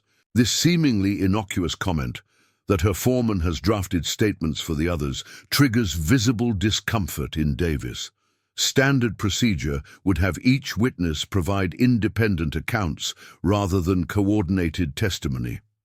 The Dean implication of planned consistency contradicts expectations regarding civilian responses to violent encounters. I prefer original statements, Mrs. Mitchell, he responds, professional skepticism evident in his tone. Individual perspectives provide a more comprehensive understanding of events. Catherine accepts this correction with gracious composure. As you wish, Sheriff. Though I suspect you'll find remarkable consistency regardless, the situation unfolded quite clearly for all involved. The subtle, challenging undertone in her response doesn't escape Taylor's notice. Catherine Mitchell walks an extraordinary line, cooperating fully with official processes while maintaining the integrity of her operation's true nature. More impressive still is her ability to shift seamlessly between roles as circumstances require. A commotion outside draws their attention. Hoofbeats approaching at urgent pace, followed by voices raised in challenge as the deputies confront an unexpected arrival. That would be Marshal Phillips, Catherine observes calmly, checking her timepiece. Right on schedule. Davis turns to her with undisguised surprise. U.S. Marshal, I received no notification of federal involvement. Catherine offers a measured smile that reveals nothing of her advanced knowledge. The Jackson gang crossed territorial boundaries during their operations, Sheriff. Federal interest seems natural given the circumstances. Before Davis can respond, the kitchen door opens to admit Samuel Hawkins, his injured arm now properly bandaged, but his professional alertness undiminished. Marshal Phillips requests permission to enter, ma'am, he announces with formal courtesy. That suggests military rather than ranch protocols. Deputies attempted to deny access, but he presented federal credentials. Catherine nods permission, setting aside her maps with unhurried precision. Please show him in, Mr. Hawkins, and perhaps coffee for our guests. The arrival of Federal Marshal Andrew Phillips transforms the kitchen dynamics instantly. Tall and weathered, with the unmistakable bearing of a career lawman, Phillips commands attention without conscious effort. His appearance, trail-worn clothing beneath an official badge rather than the formal attire some federal representatives favor, speaks to practical experience rather than bureaucratic authority. Mrs. Mitchell, he greets Catherine with respectful familiarity that suggests previous acquaintance. Sheriff Davis, deputy. His acknowledgement of each person establishes both courtesy and hierarchical awareness. Davis straightens defensively, territorial instincts engaged by this federal intrusion. Marshal Phillips, this is an unexpected surprise. Local jurisdiction has the Jackson situation well in hand. Phillips accepts coffee from Hawkins with a nod of thanks before addressing Davis directly. William Jackson's operations cross 7 territorial boundaries, Sheriff. His activities fall squarely within federal purview. I've been tracking him for 14 months. The revelation of this extended investigation generates visible tension in Davis, who clearly resents being positioned as a latecomer to law enforcement efforts against the notorious outlaw. Curious timing, your arrival immediately following his capture. Phillips exchanges a brief glance with Catherine, a moment of silent communication that Taylor notes with interest. I received intelligence regarding Jackson's movements toward this region approximately 3 weeks ago. Been working my way south since then. The specific time frame corresponds precisely with when Catherine began positioning her decoy cattle in the east pasture. Preparation that Taylor now recognizes represented coordination with federal authorities, rather than merely local defensive measures. Marshal Phillips and my late husband worked several cases together, Catherine offers, providing a contextual explanation that maintains plausible separation between her operation and federal involvement. James always spoke highly of your investigative thoroughness, Marshal. Phillips accepts this opening with professional smoothness. Colonel Mitchell was the finest ranger I collaborated with during my 15 years in the field. His methodical approach to complex investigations set standards few could match. The strategic redirection succeeds in shifting focus from questions about Phillips' timing to respectful acknowledgement of the late colonel's reputation. Neutral territory that allows Davis to retreat from confrontational posturing without losing face. The Marshal's arrival actually simplifies our transportation concerns, Catherine continues, returning to the immediate logistics. Federal authority eliminates jurisdictional complications during prisoner transfer.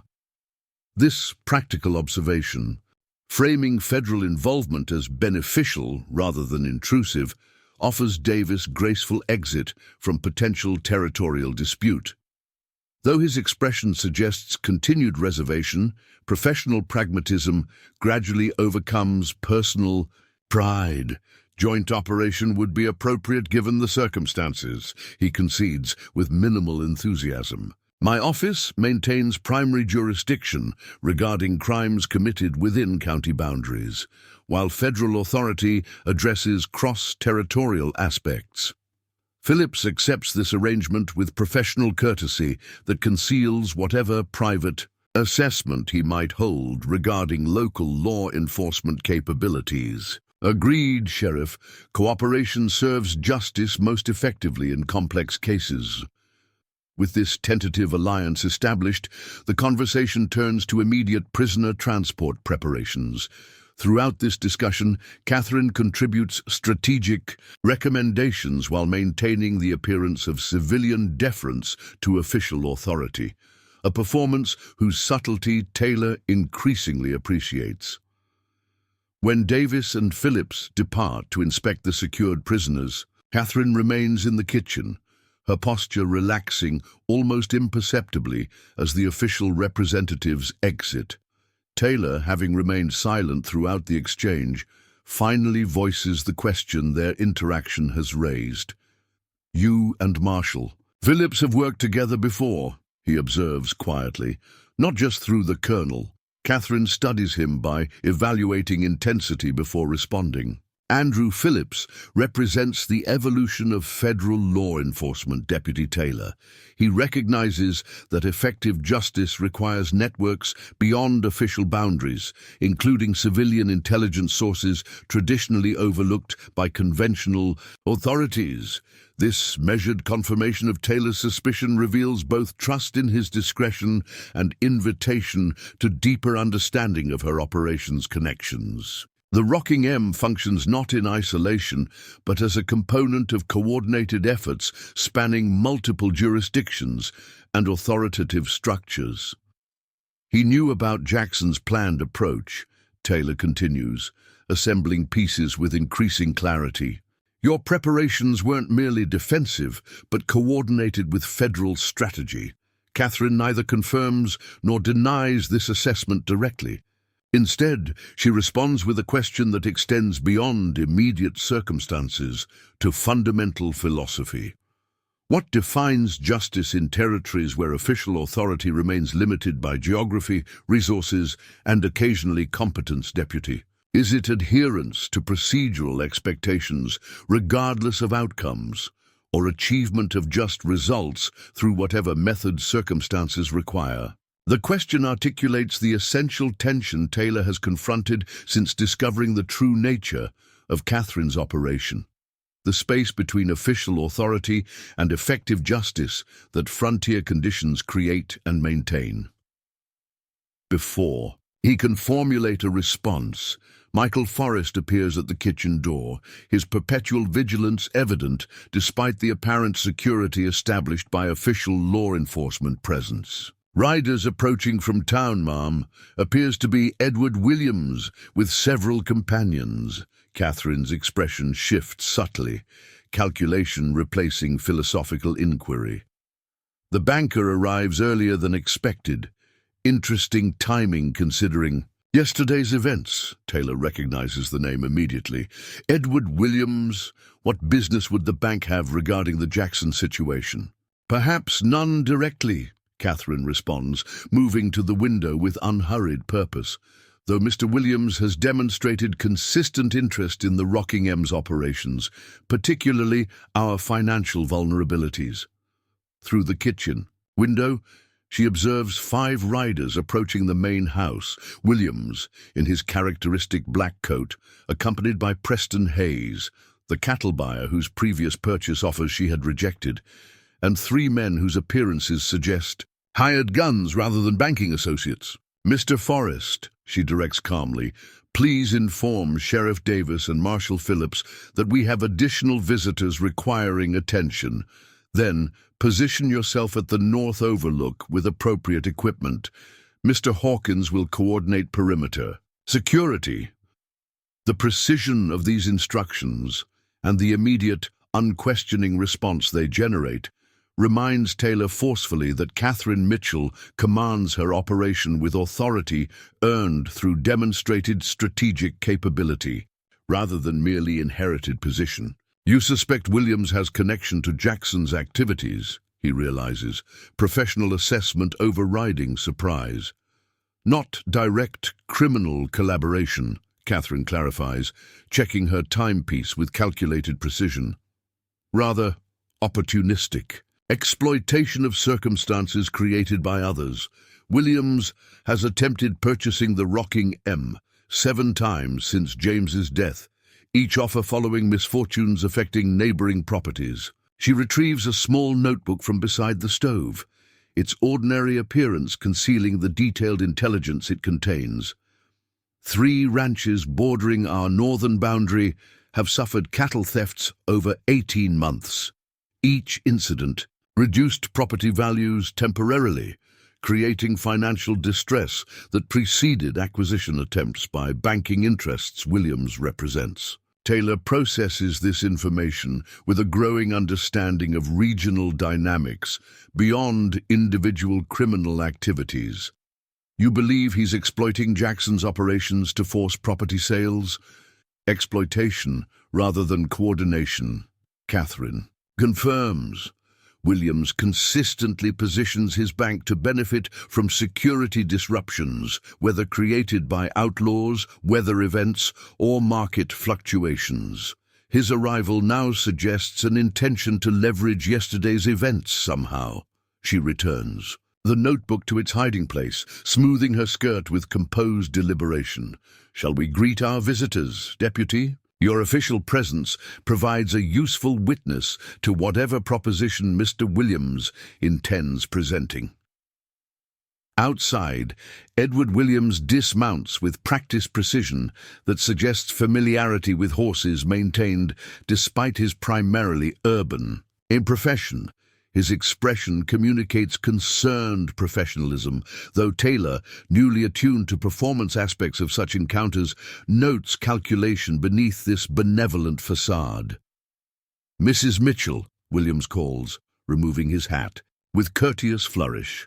News of yesterday's troubles reached town this morning. I came immediately to offer whatever assistance the bank might provide during this difficult time. Catherine descends the porch steps with gracious composure, presenting the very image of grateful refinement. How thoughtful, Mr. Williams, though. I'm pleased to report the troubles resolved quite satisfactorily. Sheriff Davis and Marshal Phillips are currently preparing to transport the surviving Jackson gang members to Willow Creek for trial. This information visibly disrupts whatever narrative Williams had prepared. His momentary hesitation, barely perceptible but telling, suggests expectations of finding the Rocking M in distress rather than triumph. Marshal Phillips? He inquired, professional smoothness recovering quickly. Federal authorities are involved? William Jackson's activities extend beyond local jurisdiction, Catherine explains, with appropriate deference to official processes. The marshal arrived this morning to coordinate prisoner transfer. Williams absorbs this information with evident recalculation of his approach. The presence of federal authority introduces complications beyond anticipated local dynamics. Nevertheless, he continues, such violent incidents often create unforeseen financial pressures. Replacement of damaged property, interrupted business. Operations, security enhancements. The First Bank of Willow Creek stands ready to extend favorable credit terms should circumstances require temporary financing. The offer, ostensibly generous, carries undercurrents that Taylor now recognizes as predatory rather than supportive. Williams appears to be positioning his bank to capitalize on vulnerability rather than genuinely assist recovery. How? Considerate, Catherine responds with perfect poise. Fortunately, the Rocking M suffered minimal property damage during yesterday's unfortunate incident. Our operations continue without interruption, and our security protocols proved remarkably effective. She gestures toward the ranch yard, where normal activities proceed with conspicuous efficiency, hands moving cattle between pastures, supplies being unloaded from wagons, repairs underway on minor damage to the corral fencing. The scene presents irrefutable evidence of operational stability rather than vulnerability. Williams studies this activity with poorly concealed disappointment before introducing his companion. Preston Hayes has authorized me to convey a revised acquisition offer regarding your breeding stock. Recent regional instability has adjusted market valuations, but his principles remain interesting at appropriate figures. The transparent attempt to leverage perceived vulnerability into advantageous purchase terms might have succeeded with many ranch operations following violent confrontation. Against Catherine Mitchell's preparation and strategic foresight, it appears almost comically inadequate. Mr. Hayes and I have previously discussed potential transactions, Catherine acknowledges with professional courtesy.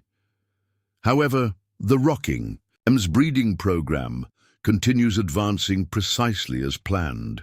Yesterday's events have, if anything, enhanced our regional security position rather than diminished it. This assessment, accurate yet measured, communicates quiet strength. Without unnecessary confrontation, Catherine positions her operation as strengthened rather than damaged by recent events, effectively neutralizing the predatory aspects of Williams's approach. Before the banker can reformulate his proposition, Sheriff Davis emerges from the barn, accompanied by Marshal Phillips and 2 deputies escorting a shackled Frank Doyle toward the prisoner transport wagon. The visible implementation of official justice underscores Catherine's assertion regarding improved security conditions. Williams observes this procession with evident reassessment of circumstances. Whatever vulnerability he anticipated exploiting clearly doesn't exist. The Rocking M stands not as a victim of criminal assault, but victor in decisive confrontation. Perhaps we should discuss potential arrangements at a more convenient time, he suggests, a professional retreat disguised as considerate postponement. Once the current situation resolves completely, Catherine accepts this withdrawal with gracious understanding that conceals her strategic satisfaction at having anticipated and neutralized his opportunistic approach. Of course, Mr. Williams, the Rocking M always welcomes productive business discussions when circumstances allow appropriate consideration. As Williams and his companions depart, Taylor notes the 3 suspected gunmen exchanging assessing glances toward the ranch's defensive positions. Particularly, Michael Forrest's visible presence at the north overlook, rifle resting casually, but purposefully across his lap. Whatever secondary measures Williams might have contemplated appear decisively discouraged by the Rocking M's evident preparedness. The banker expected to find us weakened, Taylor observes, once the visitors move beyond hearing range, perhaps even specifically targeted by Jackson's operation. Catherine watches the departing riders with analytical assessment rather than triumph. Edward Williams represents evolution in frontier exploitation, Deputy. Traditional outlaws like Jackson employed direct violence to acquire resources. Men like Williams create systems that benefit from such violence while maintaining respectable distance from its implementation. This observation, connecting criminal operations to seemingly legitimate business interests, reveals analytical depth beyond conventional law enforcement perspectives. Catherine Mitchell perceives patterns across domains typically considered separate, identifying relationships between outlaw activities and economic opportunism that exploit the same vulnerable communities through different mechanisms. The Jackson gang elimination impacts more than criminal operations, she continues, returning toward the house with measured steps.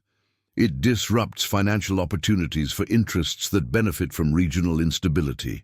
Those interests may prove more dangerous long-term than outlaws themselves, as they operate within legal structures while subverting their intended purposes. Taylor follows, professional understanding expanding beyond individual lawbreakers to systematic exploitation enabled by frontier conditions. Williams didn't expect federal involvement. That clearly disrupted his approach. Marshal Phillips' arrival introduces complications beyond local authority, Catherine confirms. His jurisdiction extends to criminal networks supporting or benefiting from direct outlaw activities, including otherwise legitimate businesses that facilitate such operations through financial services.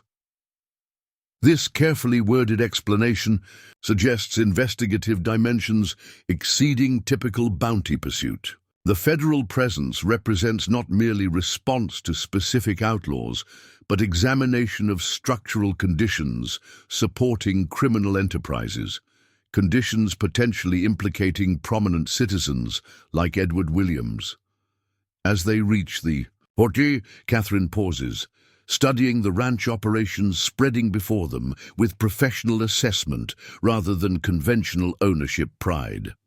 The Rocking M serves multiple purposes, Deputy Taylor. Cattle production provides economic foundation and operational cover. Our true function extends to regional security stabilization through intelligence gathering, pattern analysis, and occasional direct intervention when circumstances require.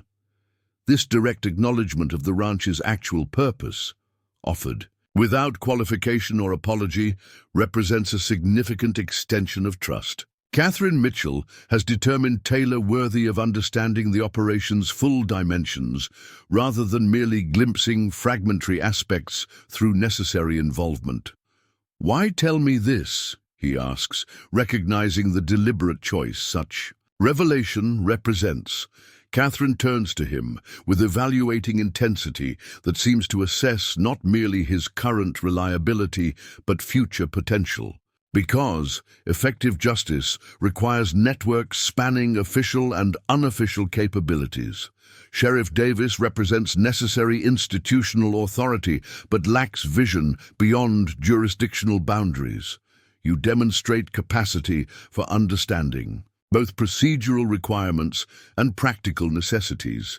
The implied invitation extends beyond immediate circumstances to potential ongoing collaboration, Catherine identifying in Taylor qualities suggesting valuable partnership rather than merely convenient temporary alliance. Before he can respond, Robert Sullivan approaches from the direction of the prisoner wagons, his expression communicating important developments requiring attention.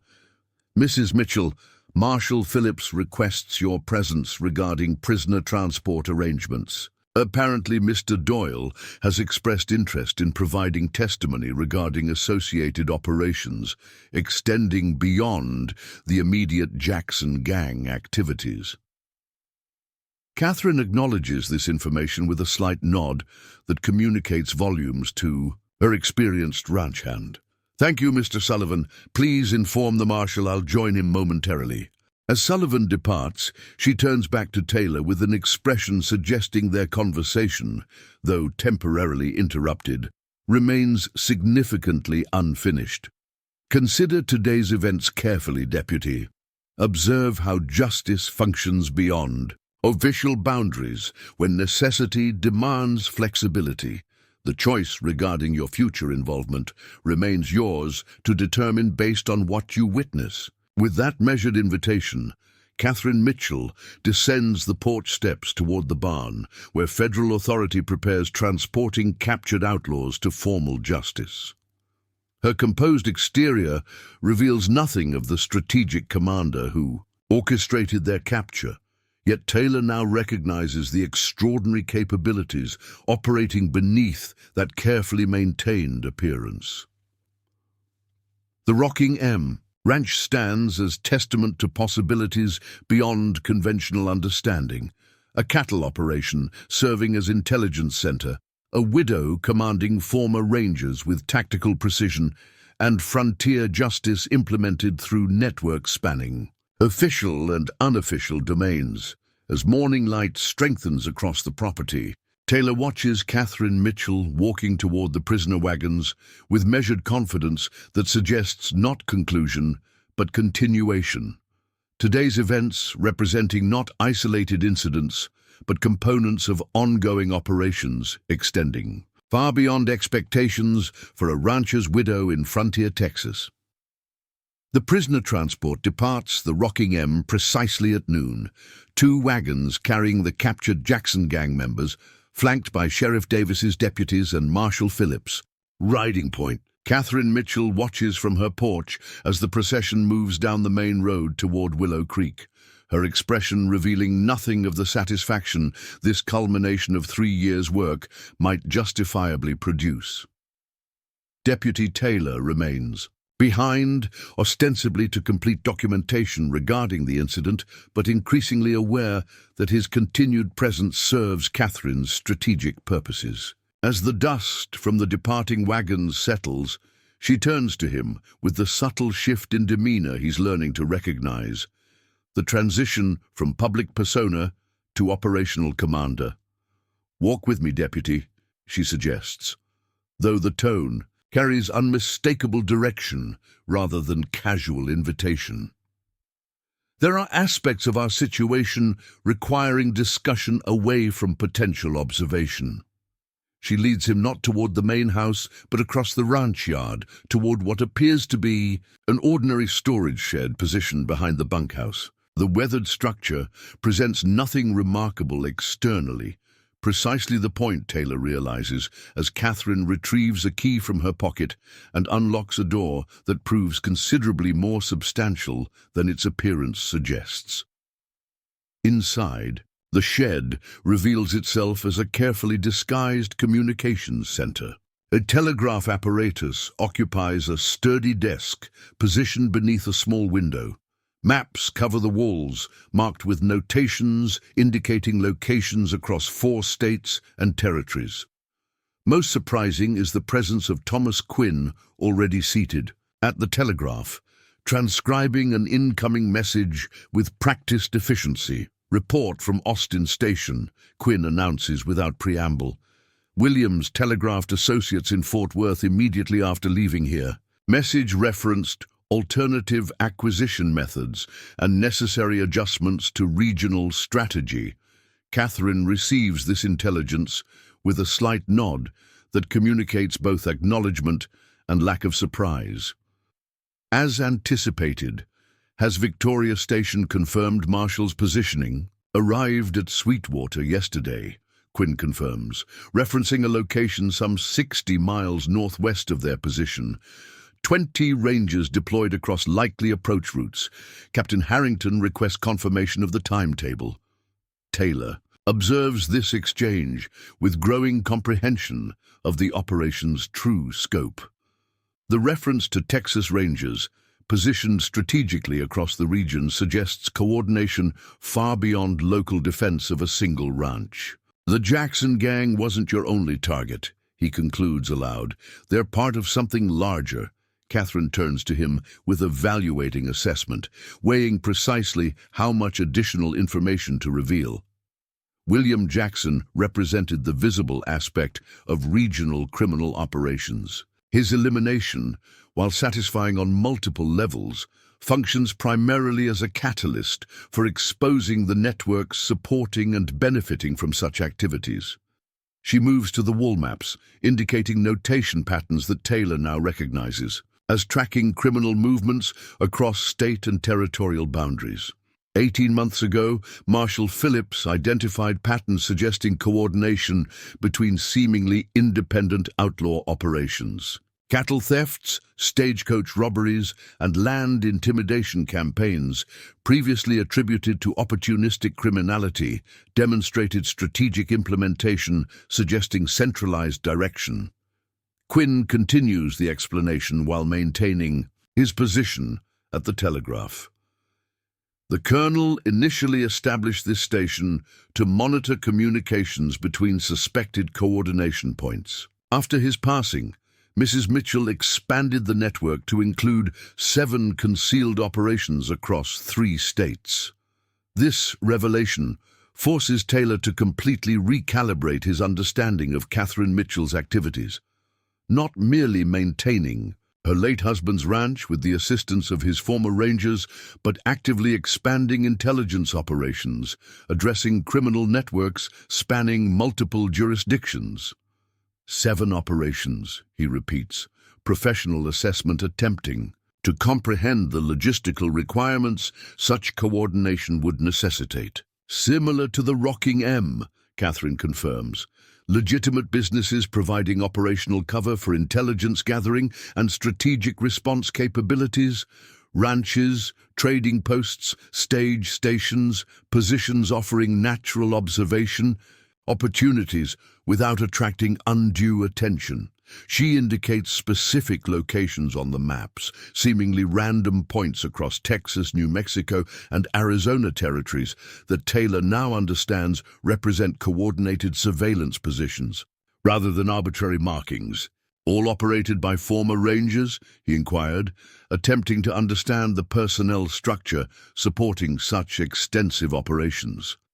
Some, Catherine acknowledges, others by individuals with specialized capabilities from various backgrounds.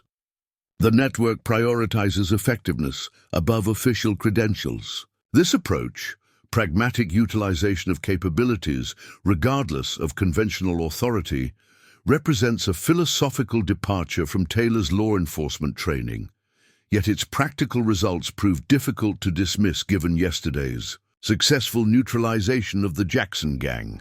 And Marshal Phillips coordinates federal involvement, he continues, assembling an understanding of the operational structure. Andrew provides official sanction when circumstances require visible authority, Catherine confirms. More importantly, he ensures intelligence reaches appropriate federal resources when regional criminal activities connect to larger concerns. Quinn's telegraph interrupts with incoming messages, drawing Catherine's immediate attention. She moves to review the transcription, her expression revealing momentary concern before resuming professional neutrality. Interesting development, she observes. Victoria Station reports William Hargrove departed Fort Worth yesterday, accompanied by substantial security detail, traveling toward Willow Creek via the southern route. Taylor recognizes the name immediately. William Hargrove, principal investor in regional railroad development and rumored financial power behind multiple territorial businesses, including Edward Williams' banking operations. Hargrove has no known business interests in Willow Creek, he notes, professional suspicion engaged by this unexpected movement. None officially documented, Catherine agrees, exchanging a meaningful glance with Quinn that suggests private assessment. Beyond her verbal response, his appearance following yesterday's events cannot be coincidental. She moves to another map, showing regional transportation routes, studying potential approaches with tactical assessment. Quinn alerted Victoria and Austin stations regarding Hargrove's movement, request increased surveillance along southern approach roads, authorize emergency protocols if necessary. The term emergency protocols carries ominous implications. Taylor hesitates to explore directly. Instead, he focuses on immediate tactical considerations. You believe Hargrove connects to Jackson's operation somehow. Not direct operational connection, Catherine clarifies, marking potential intercept positions on the map with precise notation. Rather, structural relationship between criminal activities and financial interests benefiting from regional destabilization. This distinction between direct criminal participation and systemic exploitation of criminality represents sophisticated understanding of frontier power dynamics beyond conventional law enforcement perspectives. Edward Williams implements banking practices that capitalize on property devaluations following criminal activities, she continues, highlighting specific locations with systematic notation. Analysis suggests his activities represent localized implementation of strategies directed from higher financial authority. Hargrove, Taylor concludes, professional analysis connecting previously separate elements into coherent patterns. Catherine confirms with a slight nod while continuing map annotations. Railroad expansion requires land acquisition. Conventional purchase methods prove expensive when properties maintain stable valuations. Alternative approaches involving strategic devaluation offer significant cost advantages. The implication emerges with disturbing clarity.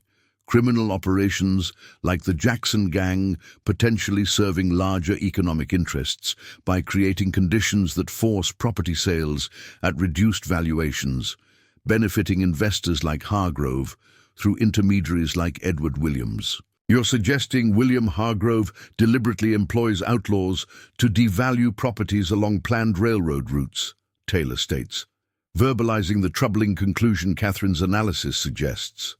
Employs directly? Unlikely. Plausible deniability. Requires operational separation, she responds with professional detachment that suggests long familiarity with such arrangements. More probably, Hargrove creates conditions that incentivize criminal activities in specific regions while positioning financial resources to capitalize on resulting property devaluations. This analysis, connecting criminal violence to sophisticated financial exploitation, demonstrates investigative insight exceeding typical frontier law enforcement capabilities. Catherine Mitchell perceives systemic relationships between seemingly unconnected domains, identifying patterns invisible to authorities focused solely on immediate criminal activities. Marshall Phillips has been building a case against these structural connections for nearly 2 years, Quinn adds, continuing telegraph communication while participating in their conversation. The Jackson Gang represented a visible enforcement arm of sophisticated operation extending into seemingly legitimate business interests. Catherine returns to the primary map, indicating the Rocking M's strategic position relative to surrounding properties. Our ranch occupies key territory along projected railroad expansion routes. James recognized this positioning's strategic value beyond cattle operations. After his passing, I maintained and expanded both aspects of our work here.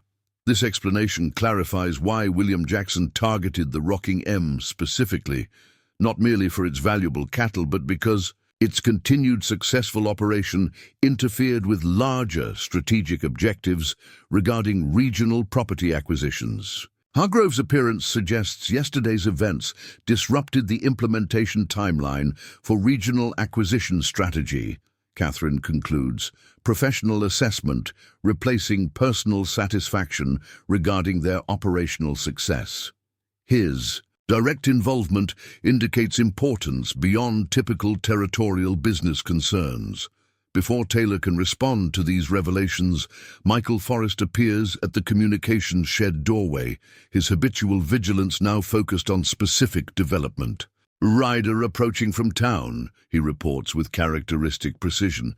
Single horseman pushing hard, appears to be Reverend Thompson's boy. Catherine processes this information with rapid tactical assessment. Bradley Thompson from the bank? Interesting timing considering recent developments. She moves toward the door with a purpose that communicates transition from analysis to active response. Mr. Forrest, maintain observation positions, but avoid visible presence. Deputy Taylor, perhaps you would accompany me to receive our visitor. Your official presence provides useful context for whatever message he delivers. Outside, the afternoon. Sun casts long shadows across the ranch yard as Bradley Thompson approaches at a gallop that suggests urgent purpose rather than casual visit. The young bank clerk reins in before the main house, his expression communicating tension beyond normal. Professional demeanor, Mrs. Mitchell, he calls, dismounting with youthful energy despite his evident fatigue from hard riding. Deputy Taylor, I'm relieved to find you here as well. Catherine greets him with composed hospitality that conceals her tactical alertness. Mr. Thompson, this is unexpected. Please come inside. You appear in need of refreshment after your journey. Inside the main house parlor, the same space where she confronted William Jackson just yesterday, Catherine maintains perfect hostess performance, while Taylor observes Bradley Thompson's nervous energy with professional assessment. The young man accepts offered water with visible relief, his hands trembling slightly as he drinks. I apologize for arriving unannounced, Thompson begins, professional composure reasserting itself gradually. Information came to my attention that I felt required immediate communication given yesterday's events here. Information regarding William Jackson. Catherine prompts gently, though Taylor now recognizes the tactical intelligence gathering beneath her seemingly casual inquiry. Thompson shakes his head, placing his empty glass on the side table with careful precision that suggests attempting to order his thoughts. Not directly, rather concerning Mr. Williams' activities following his return from your ranch this morning. He hesitates, professional loyalty to his employer clearly conflicting with moral concerns regarding potentially improper activities. Catherine allows this internal struggle to resolve naturally, offering neither pressure nor reassurance that might compromise the authenticity of his eventual disclosure. Mr. Williams conducted unusual transactions immediately upon returning to the bank. Thompson finally continues, decision made. He withdrew significant cash reserves, nearly $8,000, and authorized emergency credit extensions to 3 individuals I've never seen before, men who appeared professional in concerning ways. The careful phrasing communicates volumes about the individuals' likely backgrounds. Hired guns rather than legitimate businessmen, their appearances distinctive enough to trigger the bank. Clark's professional suspicions. Most troubling was the telegram he sent immediately afterward, Thompson adds, lowering his voice despite their privacy. I wouldn't normally have seen its contents, but given my position handling wire transfers, the message was processed through my desk. It referenced alternative security measures and accelerated acquisition timeline, while specifically mentioning the Rocking M property. Catherine receives this intelligence with composed acknowledgement that reveals nothing of its significance. Within her broader operational understanding, your decision to share this information demonstrates admirable civic responsibility, Mr. Thompson. May I inquire what prompted this specific concern? The young man straightens slightly, professional discomfort temporarily overshadowed by moral conviction. My father raised me to recognize that legal actions aren't always rightful ones, Mrs. Mitchell.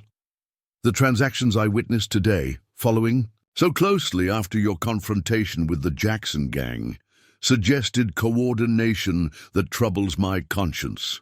This ethical framework, distinguishing between legal technicality and moral rightness, reflects philosophical maturity beyond Thompson's years and position.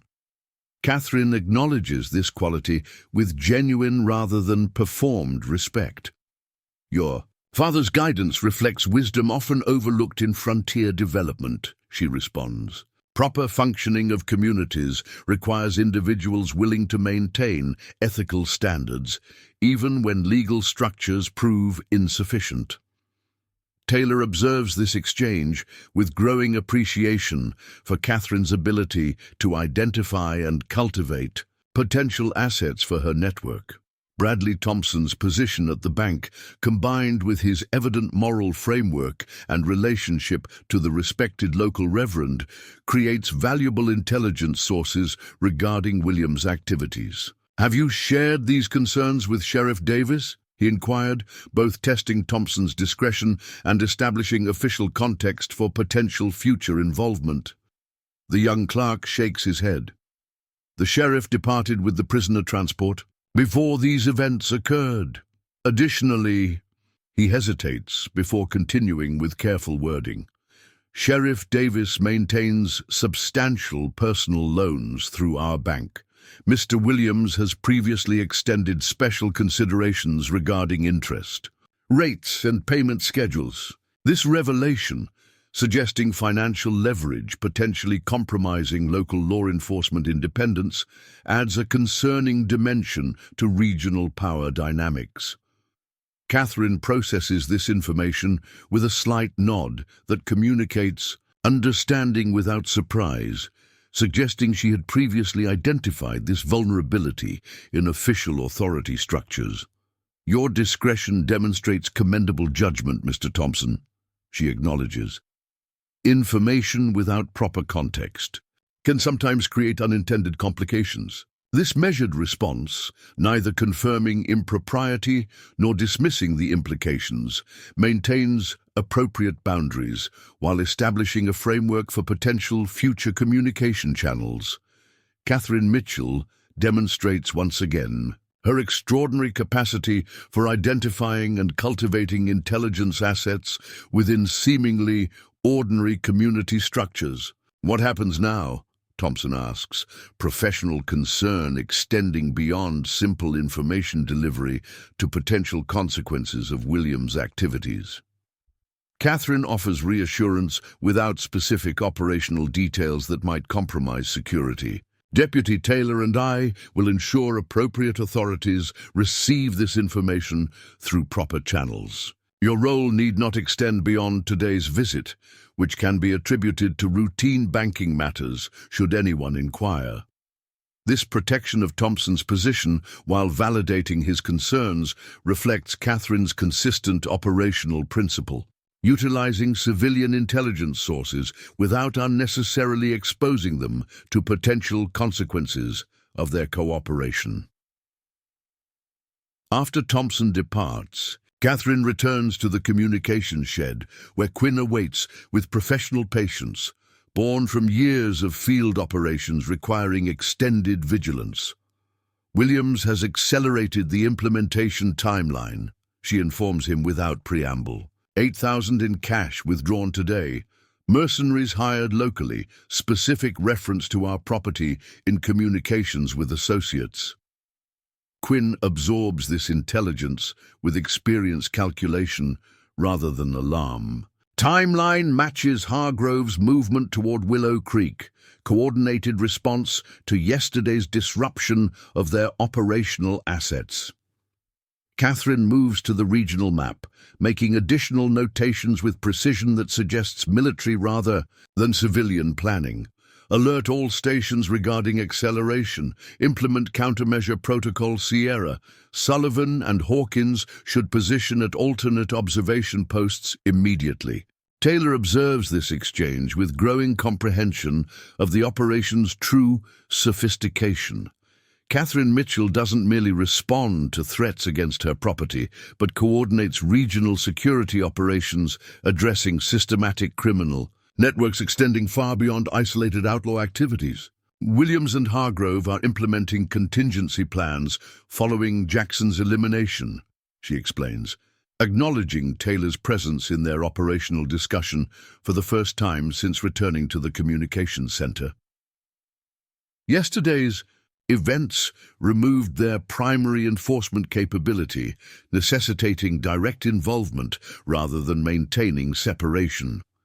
Forcing them into visibility, Taylor concludes, professional understanding connecting strategic implications, creating potential vulnerability in their operational structure.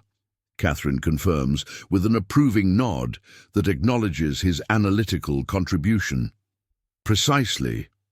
Marshal Phillips has pursued these connections for nearly 2 years without establishing sufficient evidence regarding coordination between financial interests and criminal enforcement. Acceleration creates documentation opportunities previously unavailable. The strategic brilliance of her approach emerges with sudden clarity. The Rocking M's confrontation with the Jackson gang serving not merely as a defensive response, but as a deliberate catalyst, forcing larger criminal networks into detectable actions that expose previously hidden connections. You anticipated this reaction, Taylor realizes, reassessing yesterday's events as a component of sophisticated long-term strategy rather than isolated tactical success. Anticipated several potential responses, Catherine corrects with professional precision.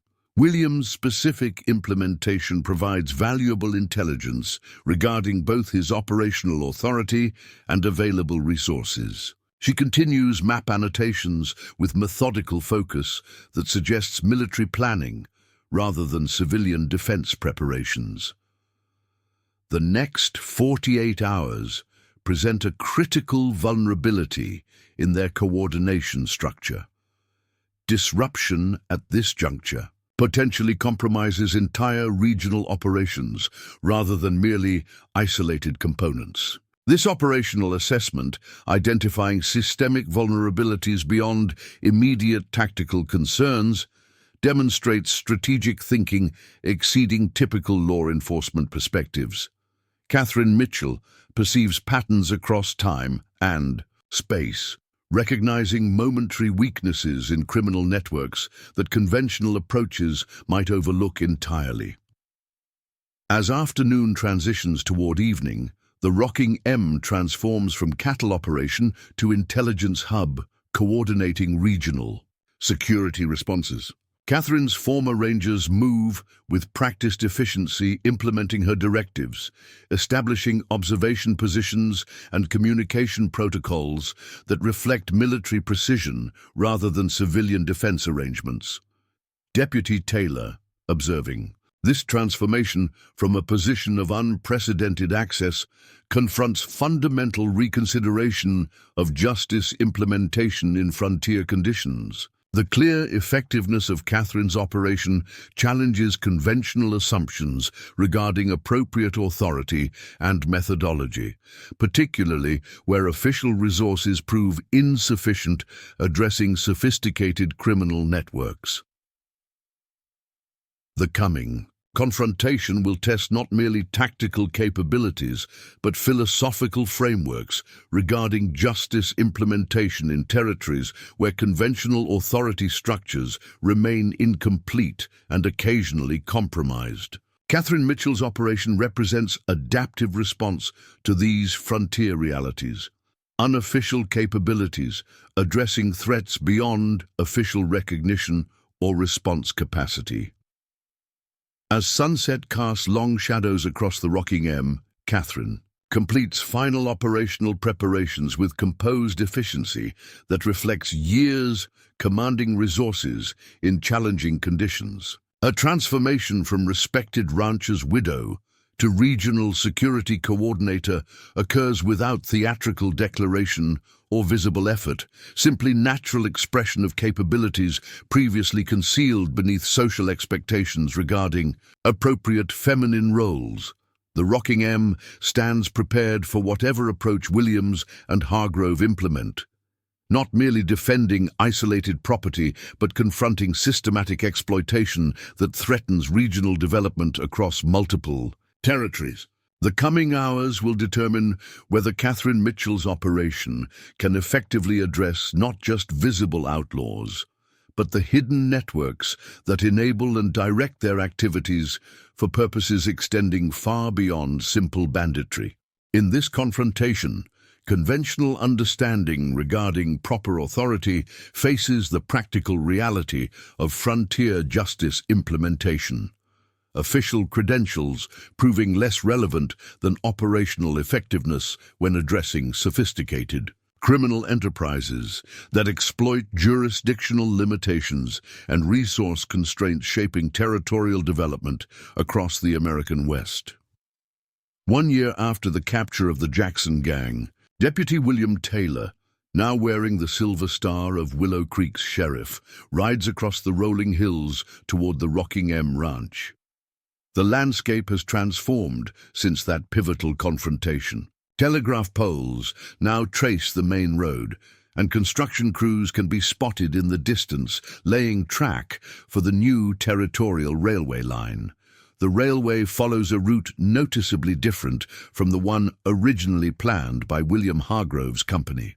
Instead of cutting through prime ranch land that would have required forced sales and property devaluations, it follows natural contours that preserve existing operations while still connecting vital communities. As Taylor approaches the Rocking M's main gate, he reflects on the extraordinary events that followed the Jackson Gang's capture. William Hargrove never reached Willow Creek. His carriage was intercepted 50 miles south by Texas Rangers acting on federal warrants. The evidence seized during that arrest, documents connecting his financial operations to strategic criminal activities across 3 territories, led to the largest corruption prosecution in the region's history. Edward Williams fled during the subsequent investigation, but was apprehended in Denver, attempting to board a train to Chicago. His banking records provided the final documentation Marshal Phillips needed to establish systematic coordination between financial operations and criminal enterprises, targeting specific properties throughout the territory. The Rocking M itself has evolved visibly.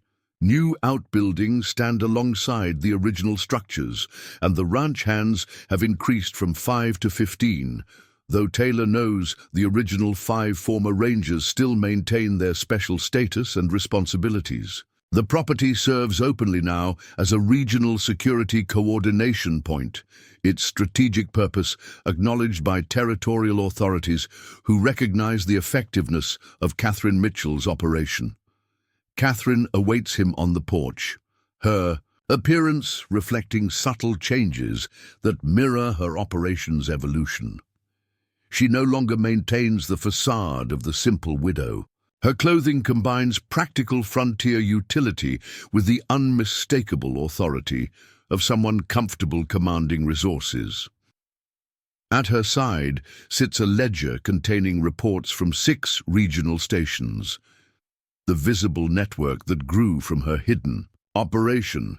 Sheriff Taylor, she greets him, respect evident in her use of his earned title. Right on schedule. Taylor dismounts, removing his hat with the courtesy that remains unchanged despite his professional advancement. Mrs. Mitchell, the governor's representative, arrived in Willow Creek last night. He's eager to finalize arrangements regarding the Regional Security Commission. Catherine nods, unsurprised by information her network likely reported hours before Taylor's official notification. The territorial legislature finally recognized what we've demonstrated for years.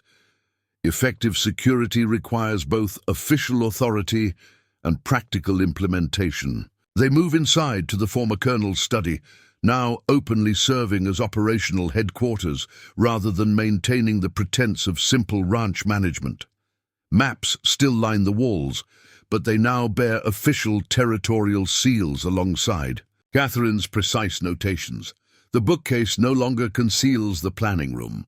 The sliding panel remains permanently open, revealing communication equipment and intelligence files, organized with military efficiency.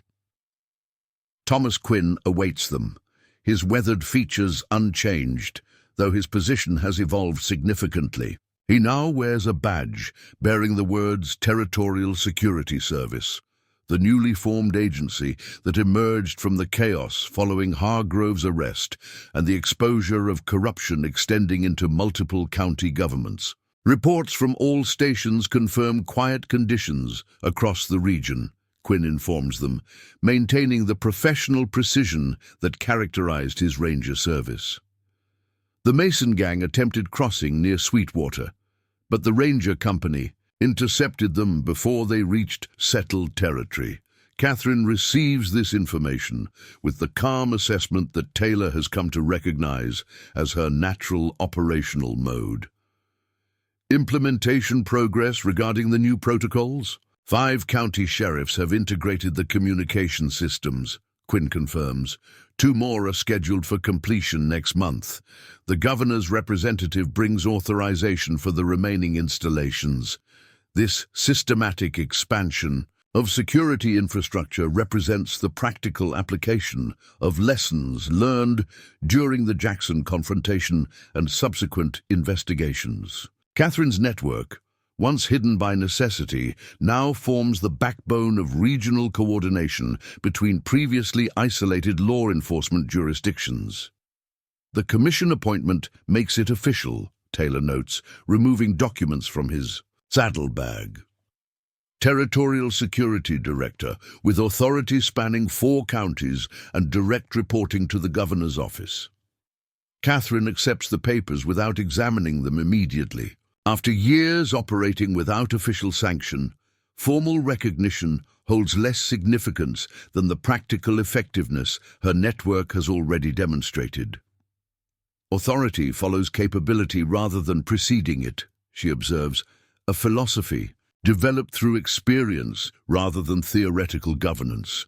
Though official sanction does simplify certain operational aspects, the evolution from widowed rancher to recognized security director occurred not through political ambition, but practical necessity. Catherine Mitchell's capabilities, first demonstrated during the Jackson confrontation, provided an implementation model for regional security that territorial authorities eventually acknowledged they could neither replicate nor replace. There's something else, Taylor continues, producing a personal letter bearing the territorial governor's seal. Colonel Mitchell's service record has been officially amended. His final report regarding the Callahan investigation has been entered into Ranger archives with full acknowledgement of your contributions to the intelligence gathering and analysis. This posthumous recognition of James Mitchell's work, and more significantly, Catherine's previously unacknowledged partnership in that work, represents personal vindication beyond professional advancement. Elizabeth Callahan's death has finally received appropriate acknowledgement in official records, her role as intelligence source documented rather than concealed. James always believed official records should eventually reflect operational realities, Catherine notes, momentary, emotion visible beneath her composed exterior. Though he recognized practical necessity, sometimes delayed such acknowledgement. The study door opens to admit Daniel Jackson, Michael Forrest, Samuel Hawkins, and Robert Sullivan, the former Rangers who remained with Catherine through the transition from hidden operation to official security service. Each now wears a badge matching Quinn's, their status as founding officers in the new territorial agency, acknowledging capabilities previously employed without formal recognition. The security detail for the governor's representative is prepared, Jackson reports. Escort rotation established according to standard protocols. Catherine acknowledges with a nod that communicates both approval and dismissal. The men depart. With military efficiency, their movements reflecting the professional discipline that has characterized their service from ranger duties through unofficial ranch security to their current official positions. They've adjusted well to official status, Taylor observes once they've departed. Professional capability seeks appropriate expression, Catherine responds. The badge simply acknowledges what their performance has consistently demonstrated. This perspective, valuing demonstrated capability above formal credentials, defines Catherine Mitchell's approach to security implementation. Throughout the transition from hidden network to official agency, she maintained focus on operational effectiveness rather than jurisdictional authority, creating systems based on practical results rather than theoretical governance. The territorial legislature still debates appropriate parameters for female participation in security operations, Taylor notes, raising the inevitable complication her position creates for conventional governance structures. Catherine's expression communicates both amusement and resignation regarding this persistent challenge. Fortunately, capability demonstrates itself regardless of such debates. Results generally resolve theoretical objections more effectively than arguments. Her appointment as director, despite continued controversy regarding appropriate gender roles in law enforcement, resulted precisely from this pragmatic reality. The security network she established proved too effective to dismantle or replace, forcing adaptation of governance structures to accommodate capabilities that exceeded conventional expectations. Speaking of results, Taylor continues, Judge Monroe's final ruling on the Hargrove assets was announced yesterday. The restitution fund for affected ranchers has been established according to your recommendations. Families who lost property through the criminal conspiracy will receive priority consideration for recovery assistance. This outcome, systematic correction of damage inflicted through coordinated criminal activity rather than merely punishing individual perpetrators, represents Catherine's influence on regional justice implementation. Beyond capturing outlaws like Jackson, her approach addresses structural conditions that enable criminal exploitation, particularly regarding vulnerable community members with limited resources. As afternoon light streams through the study windows, Catherine rises from the colonel's desk, now properly hers in both practical usage and official capacity. Her movement toward the window presents visual testament to the region's transformation. Where once she watched for approaching threats with tactical assessment, she now surveys coordinated development she helped secure through systematic security implementation. We've created a foundation for something important, she observes, a perspective extending beyond immediate circumstances to historical significance. Not merely capturing criminals, but establishing systems that address vulnerabilities enabling criminal exploitation. Taylor joins her at the window, his perspective similarly expanded through partnership in her operations evolution. Systems that acknowledge capability rather than convention. That recognition of justice requires both official authority and practical implementation. This shared philosophical framework, developed through experience rather than theoretical governance, defines their continued collaboration across official and practical domains. Though Catherine now holds formal authority as Territorial Security Director, her effectiveness still stems from demonstrated capability rather than conferred position. The Governor's Commission arrives tomorrow, Taylor notes, returning to immediate operational concerns, full presentation ceremony planned at the county courthouse. Catherine's expression suggests limited patience for ceremonial acknowledgement. Necessary public theatre, I suppose, though I'd prefer focusing on implementation details for the new communication protocols. This preference for practical effectiveness over public recognition characterizes her approach throughout transformation from hidden operator to official director. Catherine Mitchell measures success through systematic results rather than personal advancement, viewing her position as implementation vehicle rather than achievement destination. Outside, as Taylor prepares to depart, they observe new riders approaching. The first class of recruits for the Territorial Security Service arriving for training under Quinn's experienced supervision. Men selected not for political connections, but demonstrated capabilities. each recommended by local authorities who recognized potential beyond conventional qualifications. The beginning of something that extends beyond individual efforts. Catherine notes satisfaction evident in her usually composed expression. Systems that continue regardless of specific personnel. This perspective, creating enduring structures rather than dependent operations, represents her most significant contribution to regional security development. Beyond capturing outlaws or exposing corruption, Catherine Mitchell established a framework addressing frontier challenges through coordinated capabilities rather than isolated authorities. As Taylor mounts his horse to return to Willow Creek, he exchanges final nods with the woman whose strategic brilliance transformed both regional security implementation and his own professional understanding. From widowed rancher defending isolated property to territorial security director coordinating regional operations, Catherine Mitchell's evolution demonstrates frontier justice implementation at its most effective.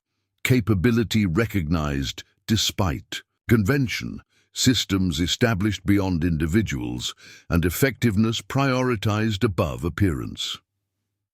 The Rocking M Ranch stands as a physical representation of this transformation. Cattle operation providing the economic foundation for a security coordination center that extends influence across 4 counties. The widow, who once concealed tactical brilliance beneath social expectations, now openly employs those capabilities through official position earned through demonstrated effectiveness rather than political accommodation.